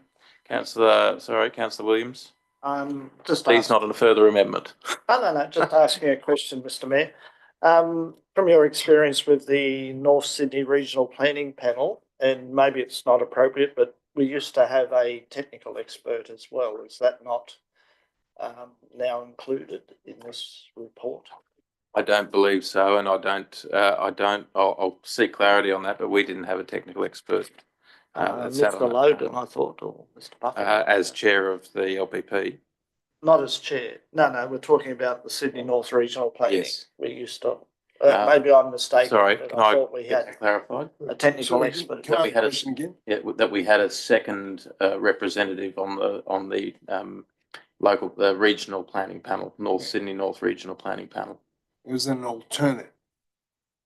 My recollection was people like Brian McDonald were representing the technical side of what council was.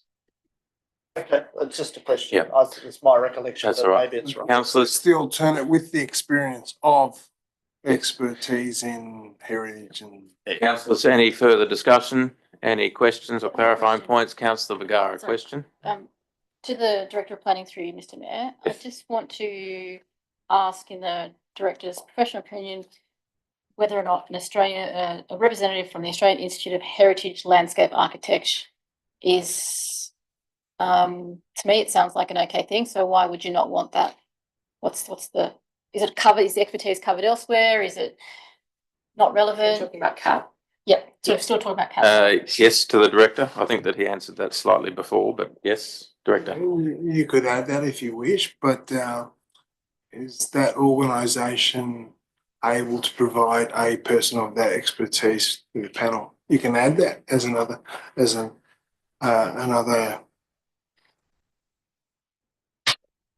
Yeah. Councillors, any other discussion? Speakers for, against? Councillor Prieston's right of reply. We haven't even got to appointing people to committees yet, so yes. You can also Yeah. review that through that nomination. Yes, we can review it at process. any At the point. through the Councillors, Nomination process. we have a motion, right of reply, councillor Preston, not needed? Yes? I will have a quick right of reply because I've taken the floor for way too long. But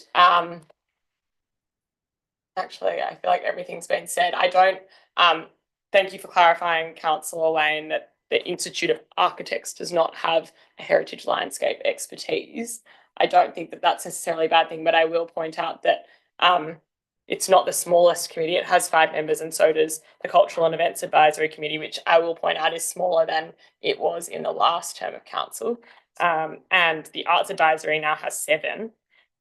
This motion passes, and the Sustainability Advisory Council committee has 5. The This one Audit has and Risk 3. Improvement Committee has none. So anyway, I think that the experts, being the council staff, have brought this report to us, which suggests that the number of community representatives set out in the report are the required number. I have deemed from Councillor Williams's experience on the Arts Advisory Committee that we should increase that number of community representatives to 7. So I would implore you all to support that. And otherwise, I think that these amendments present a well-rounded selection and assortment of committees of this council in this current term, in light of everything that we experienced in the last term. So taking those learnings and looking to progress outcomes for the community that we'd all like to see over the next 4 years. Thank you, councillor. Now I'll put that to a vote. All those in favour? Against? That is carried. Councillors, I'll just go through each of the committees in turn. Audit, Risk and Improvement Committee. We have the option of having 1 non-voting councillor. My strong preference is that we don't have a councillor on that. I don't think it's appropriate, and the OLG has suggested that even though you don't need to have a councillor on that committee. We didn't opt to put a councillor on that committee last term. Does anyone have an aversion to that? No? We'll move on then. We're not going to appoint a councillor to Audit, Risk and Improvement. The Bushland Management Advisory Committee, councillors, any nominations? Councillor Vergara? Councillor Williams? Yep. Councillor Kassab? Anyone else? No. There's 2 roles on that committee, 3 nominations. Do we want to put that to a vote? I'll have to do that one at a time. We've got to get through these, and it's getting on to 8 o'clock. I will put that to a vote then. So all of those supporting the nomination in order of Councillor Vergara, please raise your hand. Against? That is carried. Anyone supporting the nomination of Councillor Williams? Against? That is lost. Anyone supporting the nomination of Councillor Kassab? For? Against? That is carried. Councillor Vergara and Kassab will be appointed to the Bushland Management Advisory Committee. The Conservation Advisory Panel, I intend to chair that panel. Moving forward, are there any other nominations for the Conservation Advisory Panel? Councillor Vergara. Any other nominations? Councillor Lane. Any further nominations? If not, I'll put that to a vote. All those in favour of Councillor Vergara? Against? Councillor Lane. Sorry, that's gone to Councillor Vergara. The Cultural and Events Advisory Committee. There any nominations? Councillor Kassab, Councillor Preston. Any further nominations? If not, congratulations, councillors. Arts Advisory Steering Committee. Any nominations? Councillor Preston. Councillor Williams, do you wish to? I will nominate Councillor Williams, who does a very good job on that committee. Do you wish to accept? Yeah, well, looks like the only one I'll bid on, so yeah. Okay. Yes. So there being no other nominations? No. Councillor Williams, congratulations. School Principals Liaison Committee, I am chair of that committee. Any other nominations for that? Councillor Tanos Sleeman, Councillor Lane. Any other nominations? If not, those in favour of Councillor Tanos Sleeman. Against, that's for Councillor Tanos Sleeman. Thank you. Principals Liaison Committee. The Sports and Recreation Advisory Committee, I intend to chair again. And we have one other councillor to be on that committee. Any nominations for that? Councillor Vergara? Yes. Any other nominations? If not, congratulations, Councillor Vergara. The Sustainability Advisory Committee, any nominations? Councillor Tanos Sleeman, Councillor Williams. Any further? I nominate Councillor Lane. Councillor Lane, do you accept nomination? Oh, no, I'm happy with the two Yes. that constant. Congratulations, councillors. I will, the external, and you're going to have to remind me, Samantha, what the name of the other committee is. The Local Government Conference, the Mayor and Deputy Mayor is the norm. We're all comfortable with that. Civic Risk Mutual is the Mayor and Deputy Mayor, as tabled in the report. Parramatta River Catchment Group, any nominations? Councillor Williams, Councillor Kassab. There is only one councillor via resolution. I will take it that the other can be alternate. I'll put that to a vote. All those in favour of Councillor Williams? Against? All those in favour of Councillor Kassab? That's Councillor Kassab is appointed to the Parramatta River Catchment Group on my casting vote. The North Sydney Regional Organisation of Councils has the Mayor and Deputy Mayor. There is the requirement for one alternate. Does anyone wish? Sorry, two alternates. Two alternate councillors. Are there any nominations? Councillor Tanos Sleeman, Councillor Mark Lane, Councillor Kassab. Anyone else? Oh, yeah. Councillor Williams. We'll do that in order then. Councillor Tanos Sleeman, are those in favour of her joining Nesrock? I assume, Councillor, you're voting for yourself. Councillor Tanos Sleeman. Yes, yes. Well done, you're appointed. Second was Councillor Lane. Those in favour of Councillor Lane? Against? I think that's lost on my casting vote. The Councillor Kassab, those in favour? Against? That is given assent. Councillor Williams, I apologise. But those positions are filled. The Huntersville Vesney Friendship Committee, Councillor Williams and I attend those anyway. I attend as the patron of that organisation, the president, sorry, of that organisation. Sydney North Regional Planning Panel is the Mayor and Deputy Mayor. The two that we haven't done that aren't in the report, the Local Traffic Committee. Any nominations for the Local Traffic Committee? Councillor Kassab. Any other nominations? Nominate Councillor Lane. Councillor Lane, do you accept the nomination? Yes. I'll put that to a vote. All those in favour of Councillor Kassab? Against? That is lost. That is one on my casting vote. Councillor Lane, I can treat you as an alternate on that. And the other committee. Okay. Huntersville Ride, Lane Cove, Parramatta Bushfire Management Committee. The Huntersville Lane Cove Ride Parramatta Bushland Management Committee. Bushfire Management Committee. I'm going to nominate Councillor Ross Williams. Yes. Is there an alternate? Yes, there is. Okay. Does anyone wish to be the alternate? I'm not going to say it again. I nominate Councillor Lane. You may. Councillor Lane, do you accept? Yes. Any other nominations? If not, that is the committees filled. Thank you, councillors. Lots of work to be done. Item 4.3 we move on to now, the State of the Municipality Report on page 96.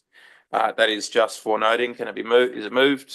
Councillor Vergara, seconded. Councillor Williams. Any other discussion? No. I'll table that as read. All those in favour? Against? That is carried unanimously. Councillors, can I just make sure that for the recordings you make sure you vote with your hand up, because we need to minute the voting of each councillor. the draft electric vehicle charging infrastructure EVCI policy. Councillors, this was part of the briefing. Samantha, would you like to speak to this at all prior to us going into debate? Sure.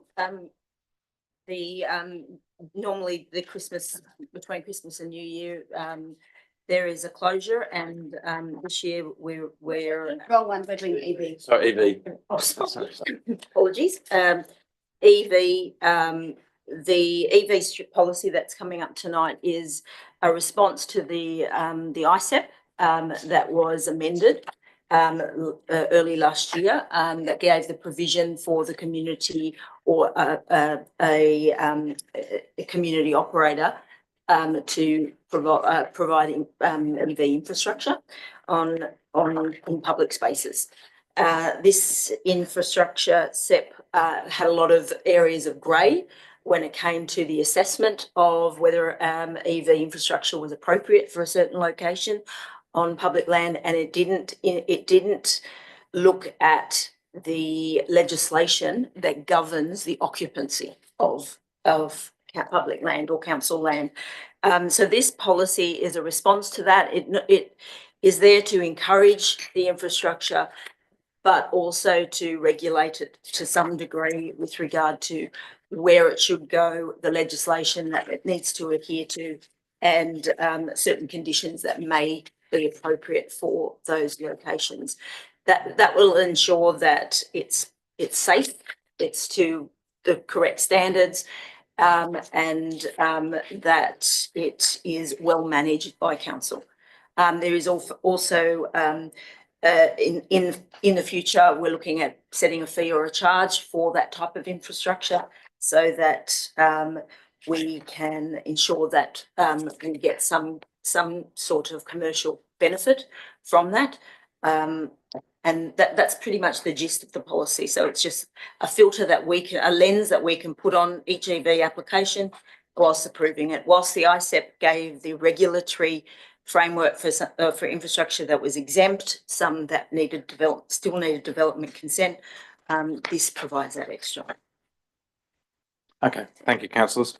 We have the report on page, lose my place, on page 96 of the report. Is it moved? Moved, Councillor Williams, seconded, Councillor Preston. Any discussion? Question? Yes, Councillor Vergara. Councillor Vergara, you got the call.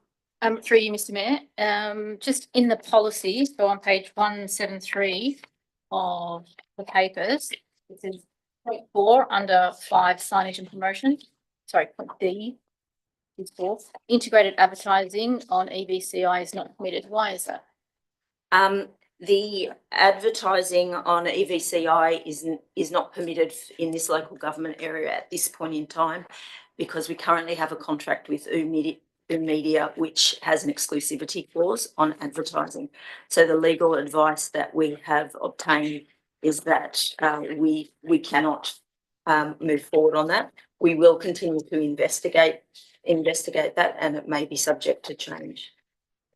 Councillor Vergara. Could you share the legal advice with councillors in a briefing or confidential Yes, session? yes, I can. Thank you. Thank you. Councillors, any further questions? Councillor Kassab. Thank you. Through you, Mr. Mayor, I have a few questions, so I'll just pump them all out. Just across a few different things, and some of these may be something that we address further down the road, so happy for you to let me know. First thing was, are we able to access any data around the ownership of EVs in the area? As in, I know that we know how many are owned, but who kind of owns them within the area, to kind of bring them on the journey from the beginning, so that they're a part of the process and that they want to, access the charges. The number of EV, we have the number of EV people with EV vehicles in our LGA. However, we don't know the individuals. Okay. This policy will go out to the community and hopefully target those people who want to or have EV. Yeah, that's cool. Do we know how many chargers we currently have privately owned chargers in the area? we're not across the private charges, just the public charges at this point in time. So I would imagine each person with an EV has obviously some kind of charging infrastructure within their premises. And I know there are various development applications that moving forward they will be providing EV infrastructure, but I don't have that data on hand. Okay, cool. And sorry, I know that from the briefing that we were looking at 4 different companies, I believe, that had put in submissions. Is there, so I'm not against it by any means of the EV charges coming in, but just being considerate of, you know, it potentially makes changes to infrastructure in regards to, you know, parking spots, etc. So would the intention be that we would, like whoever got approved, we would go ahead with, or would we consider starting with a smaller amount of them and then seeing the uptake and then? I think any CPO that put forward any infrastructure, we would go back to council with that proposal, and but first we would filter it through the policy, and then we would go back. The point of the policy is simply to be able to provide some sort of framework to assess these applications that may come in, whether it is from a CPO, whether it's from a private operator or something else, someone else. Cool. And a bit of a strange question, but is there any risk to local residents, for example, the Cow Street site that you showed us? For example, those, or sorry, probably not those ones, but the ones that are connected to, I can't remember what they're called, but they're connected to the poles. The DC, the DC. Yep. Is there any risk if they were to malfunction, for example, that there would be a risk to the power or electricity to any local residents, or is that? I think the risk in a way that it would. I mean, nothing's impossible, but I think the risk is minimal, and I also think the rigor that we're putting into the construction of these EV chargers will mitigate that a lot. There's always the potential, but the risk is minimal. Yeah. Okay. Cool. And one last thing that I'm sure Councillor Lane is probably going to bring up as well, but he was one who mentioned it. I thought it was a good idea, was in regards to the policy. I think we spoke about at the briefing, having it in the conditions to state for the ones that were roadside, for them to be cordless, to put in that they were the cordless charges for safety reasons, to ensure there's not cords on the road, etc. So I just wondered if that could be included under the, I believe the correct place would be under the site considerations. But yeah, I didn't see anything that addressed that. So if that's possible to include as well. All your questions, Councillor? Yep. Any further questions, councillors? Any discussion? Councillor Prieston speaking for the motion. Yes, please. Yes. Thank you, Mr. Mayor, and thank you to the reporting officer for preparing this report. It's amazing. We need this. It's part of our sustainability strategy and our action plan. This is something that, you know, I think is overdue. In fact, I think we have, we'll find, we don't have the stats as Councillor Kassab pointed out, but we'd find that a high proportion of our residents are driving electric vehicles or are at least interested in driving electric vehicles. So I support the motion and the report, and I think while there are a few things that we'll need to kind of gauge as a result of the trial public exhibition phase, I think it's a good thing and we should be supportive of it as a council body. Thank you, councillor. Any speakers against? Any speakers for? Right of reply? If not, put the motion. All those in favour? Against? That is carried unanimously. The draft significant tree register update. There is a submission that has come to council with respect to this from Reverend Michael Armstrong, which I'll have Samantha read out. Thank you, Mayor and councillors, for your time in considering this report. I'm writing to ask that in consideration of the report being received, that council would amend the report and remove 2 of the proposed significant tree register listings: Camphor laurel, cinnamomum, Fig Tree Road, Spotted Gum, Corymbia Maculata, St Mark's Church, Hunters Hill. The following resolution was passed unanimously by Wardens and Parish Council on Tuesday, 15th of October, in relation to this report, which we have been expecting for over 12 months.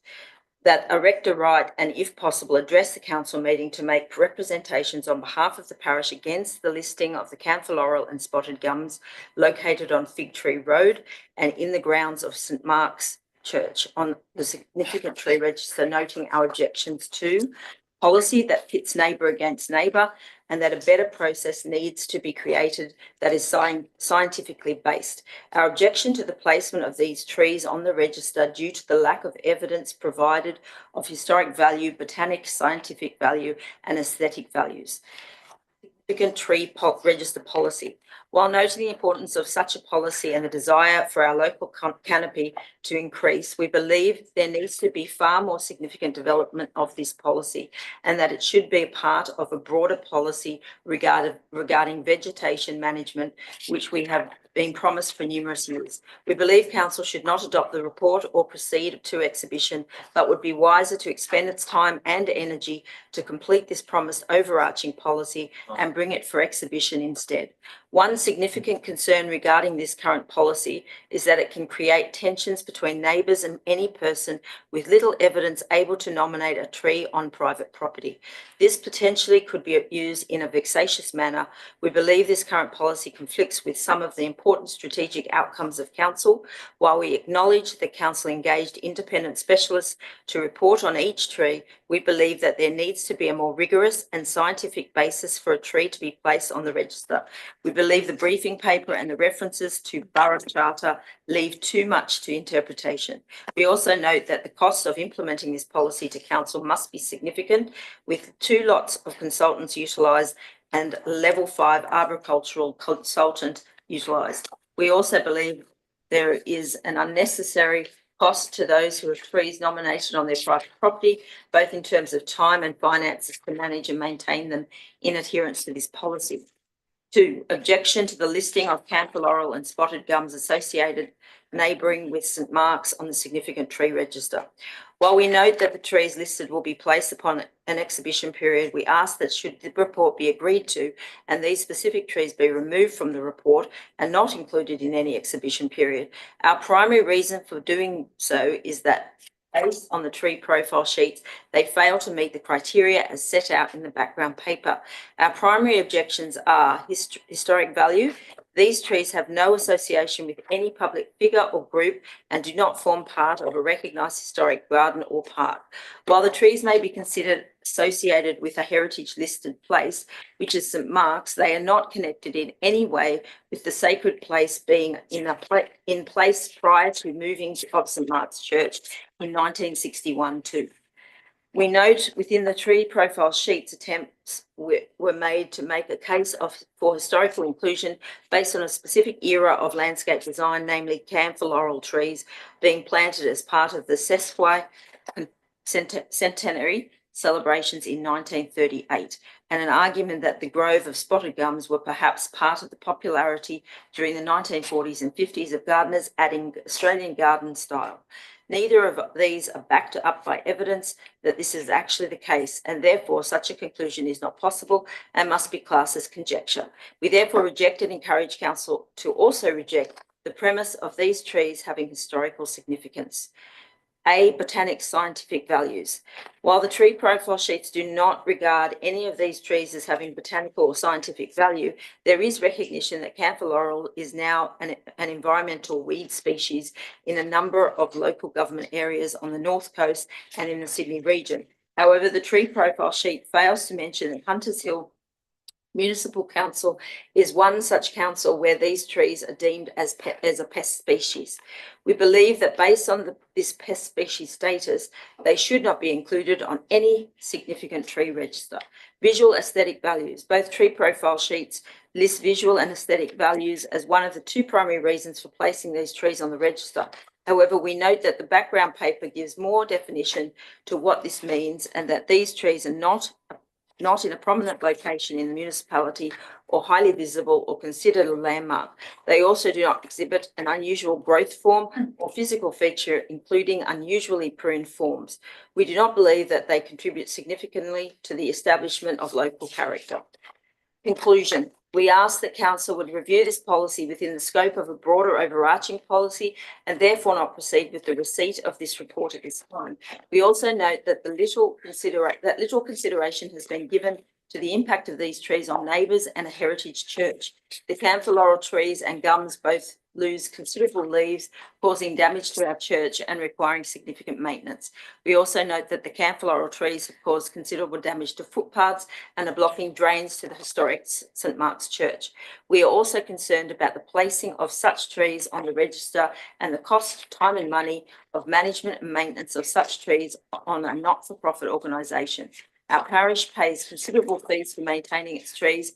Our properties are already deemed as local heritage, and as such, we already undergo significantly more scrutiny and red tape to manage our trees. I thank council for their time in considering this letter and this matter. Thank you, Samantha. I know that was a bit of a read. Councillors, I tend to agree with Reverend Michael on the camphor laurel, given it is a weed, but we are only receiving and noting and putting this out to public submissions for 28 days, in which time this submission and many others can be considered before it's brought back to council. Do I have a mover of the motion? Moved Councillor Williams, seconded Councillor Prieston. Any discussion, Councillor Williams? Oh, I need to reiterate what you said, Mr. Mayor. This will go on exhibition and a broader range of people will have an opportunity to either speak for or against what's being proposed in the register. It has been quite a very long process, and it is based on scientific expertise to get to this point. So I think it deserves the opportunity to be aired in the community and for us then to make our final determination. Thank you, Councillor Williams. Any speakers against? For? Just in terms of discussion. Sorry, Councillor Lane, question? Yes. Yes. Is council preparing a urban canopy strategy or public street tree strategy? And if so, given that camphor laurels are noxious weeds in Hunters Hill, what would the trees be replaced with at the appropriate moment? Samantha. Mr. Mayor. Yes, we are. We are in the final stages of the preparation of the draft urban forest strategy. Significant trees will form part of this policy. We are obviously this significant tree list of significant trees needs to go out to the community before it can be included. At this stage, I'll have to come back to you. I'll have to take that on notice and have a look at what replacement trees would be provided and what species are we do prefer or we are recommending. And I can come back to you. Yeah. I suppose my concern would be, but for the fact that we're listing it, I'm assuming it wouldn't be replaced with a camphor laurel if that's on our pest species.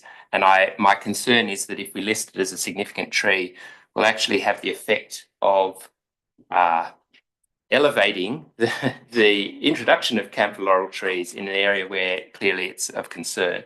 And so if we're going through a process, I would tend to agree with the submission that we should wait, particularly if the effect would be perverse in requiring us or encouraging us to plant a new camphor laurel if it reached the end of its life when we wouldn't otherwise be doing so. Thank you, Councillor Lane. Councillor Williams, question? Yes, Mr. Mayor. In relation to camphor laurels, it's my understanding, and maybe through you to the director or which director is relevant, that a camphor laurel that's over 10 metres is not considered a weed and is protected. Is that right? Director of Planning, I would have. Through you, Mayor. The camphor laurels are a high and important heritage component of landscaping in Hunters Hill, and it's highlighted in the LEP as well. So we take those trees of importance and not as a weed. even though they technically are a weed. However, they're part of our important character and feature of Hunters Hill. So they're important as far as us considerations of streetscape and tree coverage, and that's again highlighted in the LEP. Thank you. Councillors, any further questions? Councillor Williams? Yes, clarification, Mr Mayor, on page 177, both 7 and 9 refer to street tree but not a location. Does that mean trees, plural, or does that just mean a tree that's not identified? Through you, Mr Mayor. I think they're talking about specific trees. And further to your point, you're correct. The advice that I have is only canthal below 10 metres are considered weeds. Yep. Thank you, Councillor Williams. Are there any other questions, councillors? Speakers for the motion, against the motion? Sorry, can I just ask a question? Question, Councillor Preston. To be clear, Yes. if we vote in favour of item 4.5, it is just proceeding The public exhibition. Public exhibition for Correct. 28 days. Okay, great. Councillors, any other speakers? Right of reply? I'll put the motion. All those in favour? Against? That is carried with Councillor Lane voting against. Item 4.6, Christmas closure and 2025 council meeting dates. Moved, Councillor Williams, seconded, Councillor Kassab. Any discussion? If not, I'll put the motion. All those in favour? Councillor Pagara? Two things. Yes. Just to put on council's radar through you, Mr Mayor, can we advertise the procedure for closure of the peninsula? So during campaigning, there was some concern that Yes. people weren't able to go in. A resident had to come out to the peninsula and get them from the police point. And can we also make sure we've got provision for the closure at this point? Yes. New Year's Eve. Import, yeah, yes. Yeah. Thank you. Yes, Councillor Preston, question? Yes, thanks, Mr Mayor. In light of that, could we also please make sure that it's well advertised to the community of the council office closure dates, just so if there is a councillor request or a local member of the community puts in a request to council, they know that it might be delayed in response time. Yes, I think obviously with Mitchell away today, he'll have to take those two issues specifically on notice. I know that the Huntley's Point issue is one that's bubbled away for many years, and thanks to Maria, we sorted that out for a couple of years, but we need to continue that because the does tend to be a bit crowded down there on New Year's Eve for people that can't get onto the peninsula, so that's quite important. Councillors, any other questions? Any other clarifications, discussion? If not, I'll put the motion. All those in favour? Against? That is carried unanimously. Citizen of the Year Awards, item 4.7 in the report.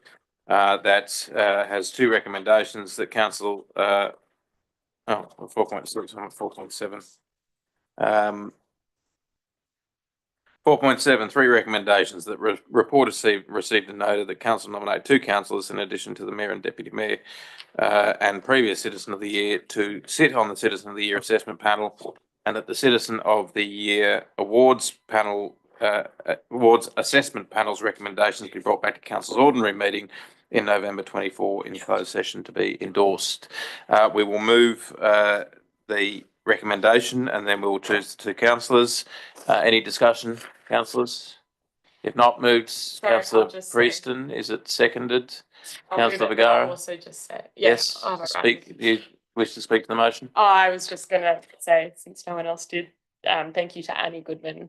I know she's not here for good reason, but just to say thank you for all the hard work that she does in relation to the Citizen of the Year Award. She undertakes a broad due diligence and does make sure that she scopes the local community very well and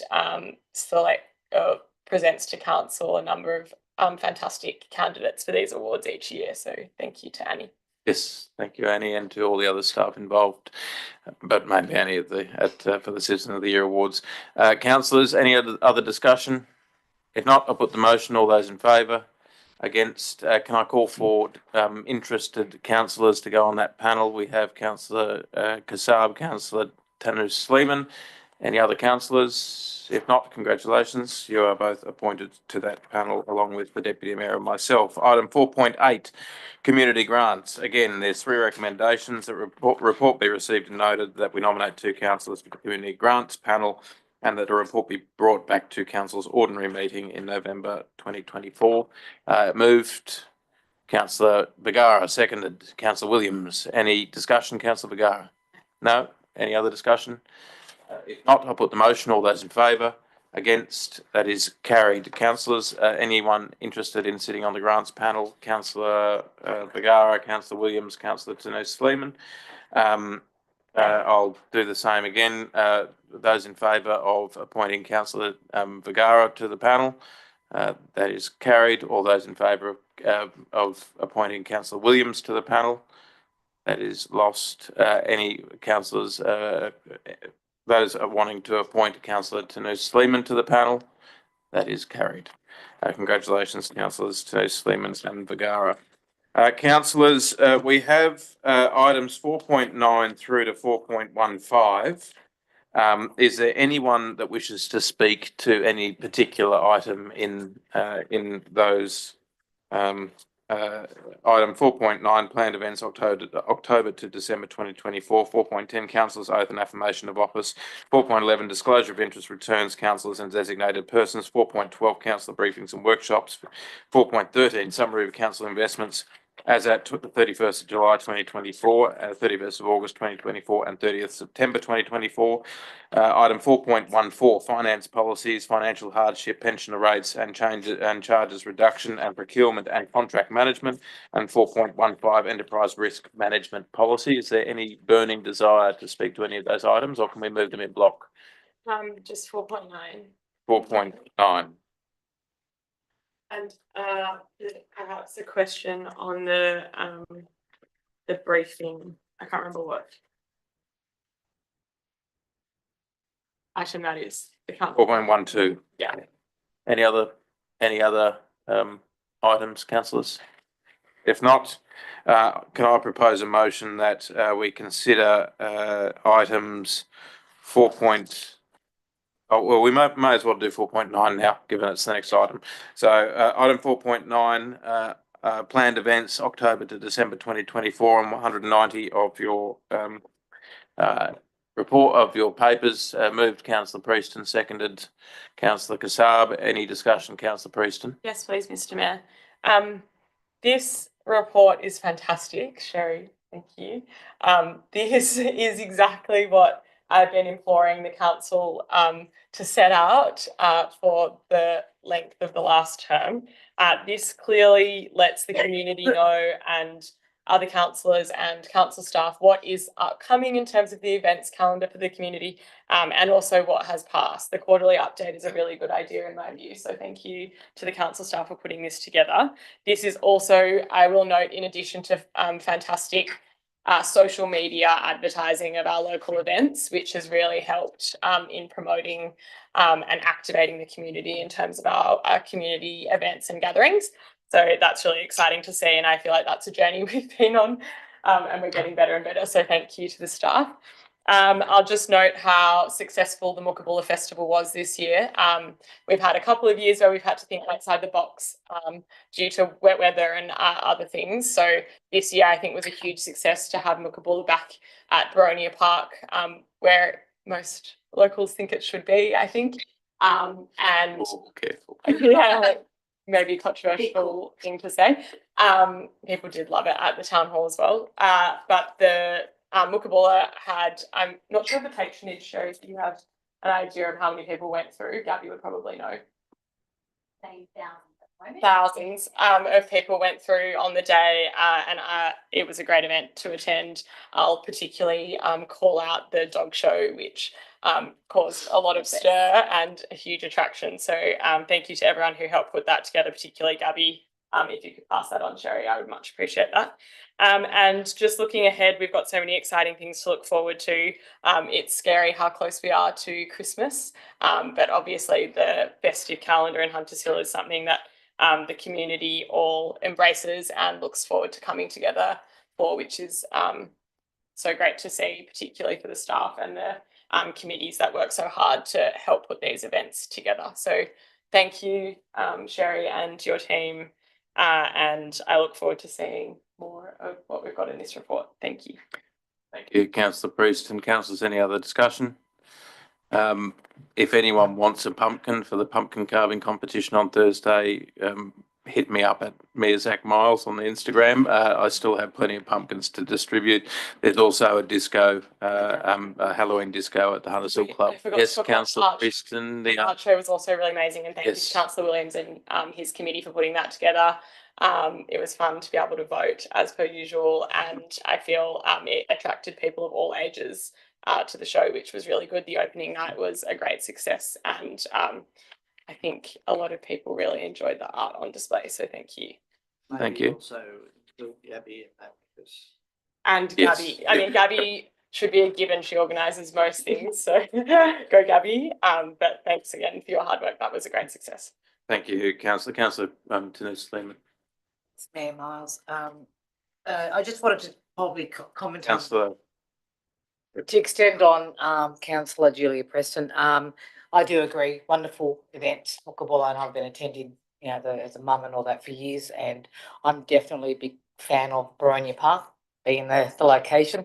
I do want to put a question though. I do sort of note that there was an absence of alcohol. One, I want to put on record that I'm a non-drinker. Yeah. So I'm not a drinker. I was just curious if there was a policy, there was any explanation why they went down a path of having no alcohol at all. Just again asking for a coincidence more than anything. I believe in the absence of the general manager, there was a licensing issue that cropped up too late to rectify, where we actually had a organisation that was supposed to be the licensee, and that they pulled out very late and we couldn't find a replacement licensee.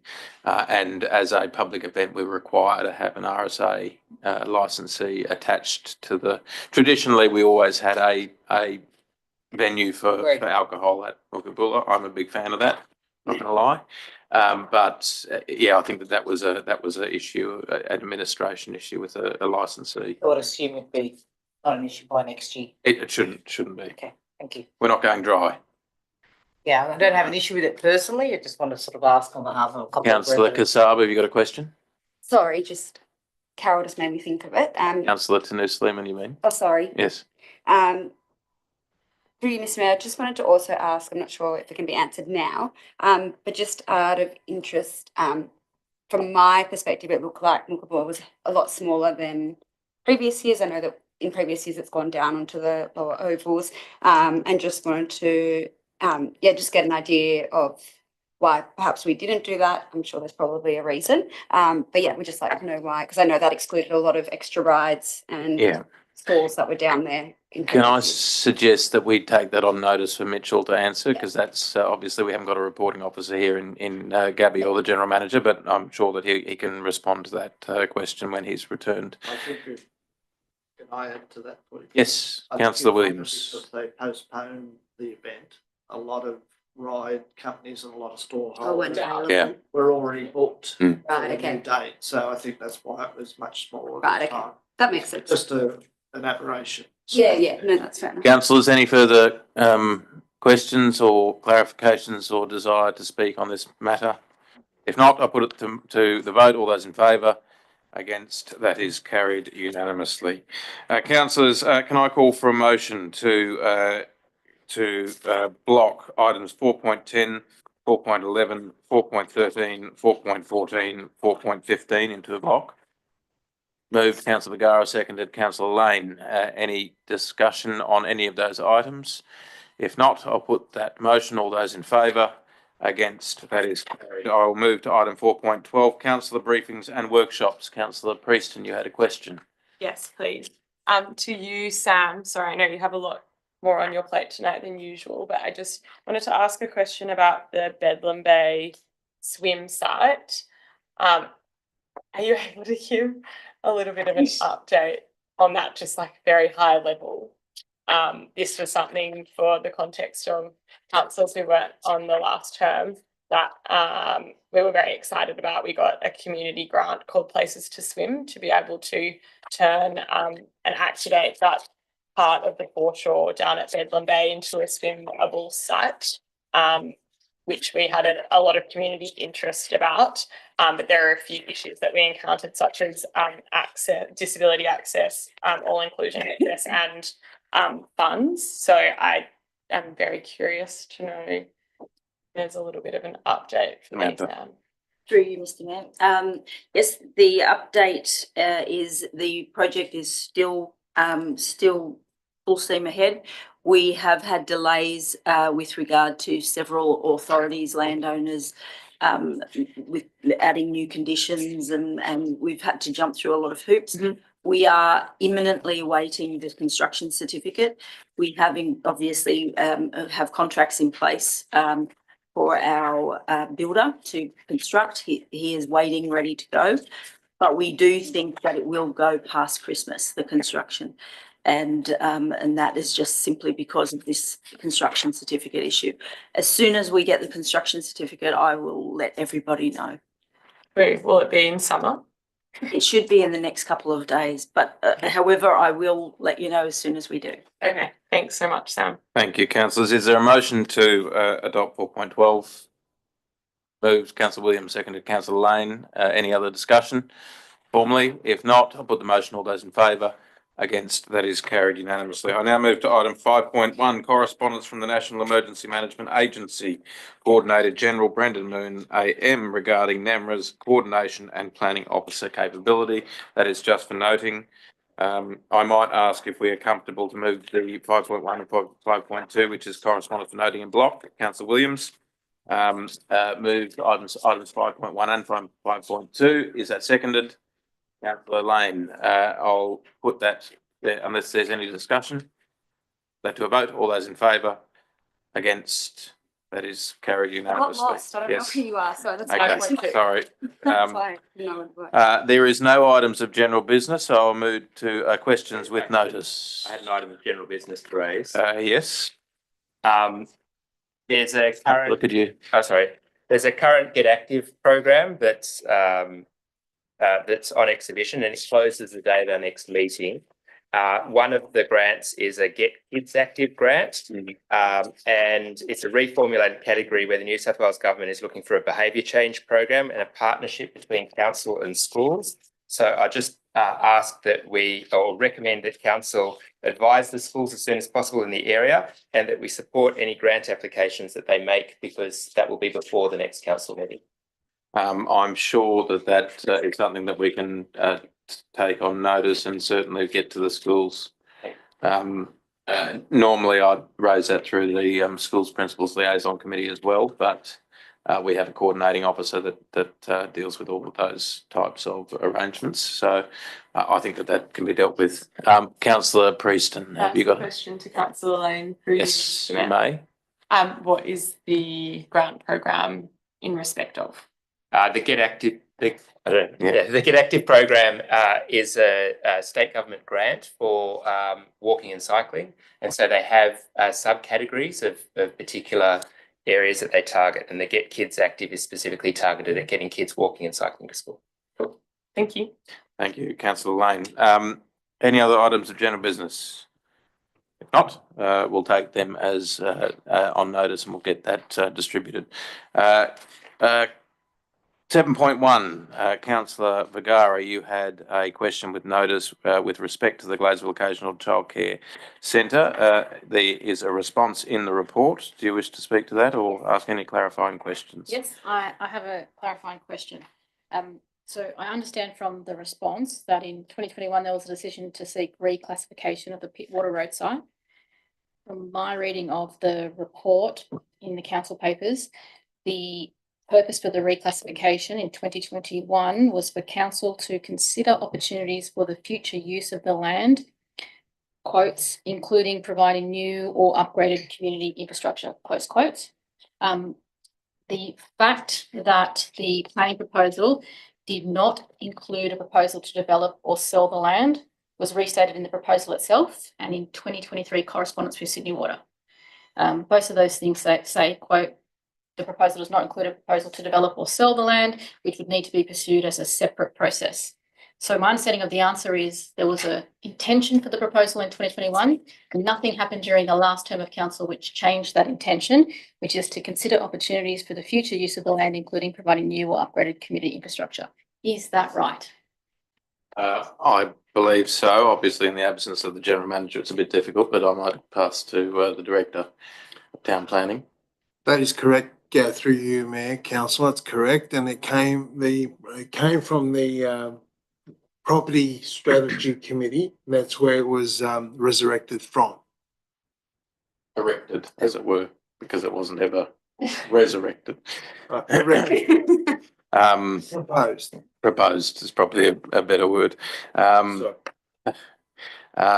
that was a unanimous resolution, as I recall it, from That's correct, 2021. Mayor, that's correct. Councillor, any further clarifications? No. You also have item 7.2, subject the Hunters Hill Trust campaign material. Have you got any questions or? Just a clarification of questions. So the point 2 in the response is a statement on the Hunters Hill Trust website where they accept that the trust got it wrong in relation to the maintenance shed, brackets not being a works depot at Baroni Park. Is that right?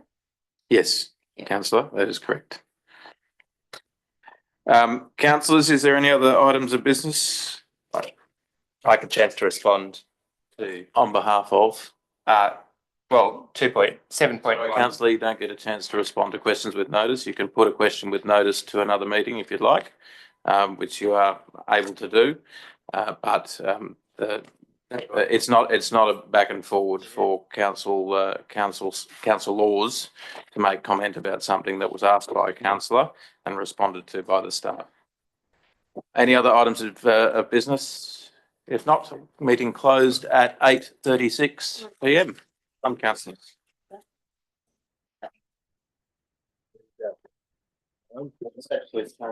Properly. Councillors, if I could, oh, sorry. I can't. Thank you, everyone in the gallery. I'm just going to ask councillors to stay back for a second. About Mukabula, just FYI, it's great. I love it. But I noticed on Facebook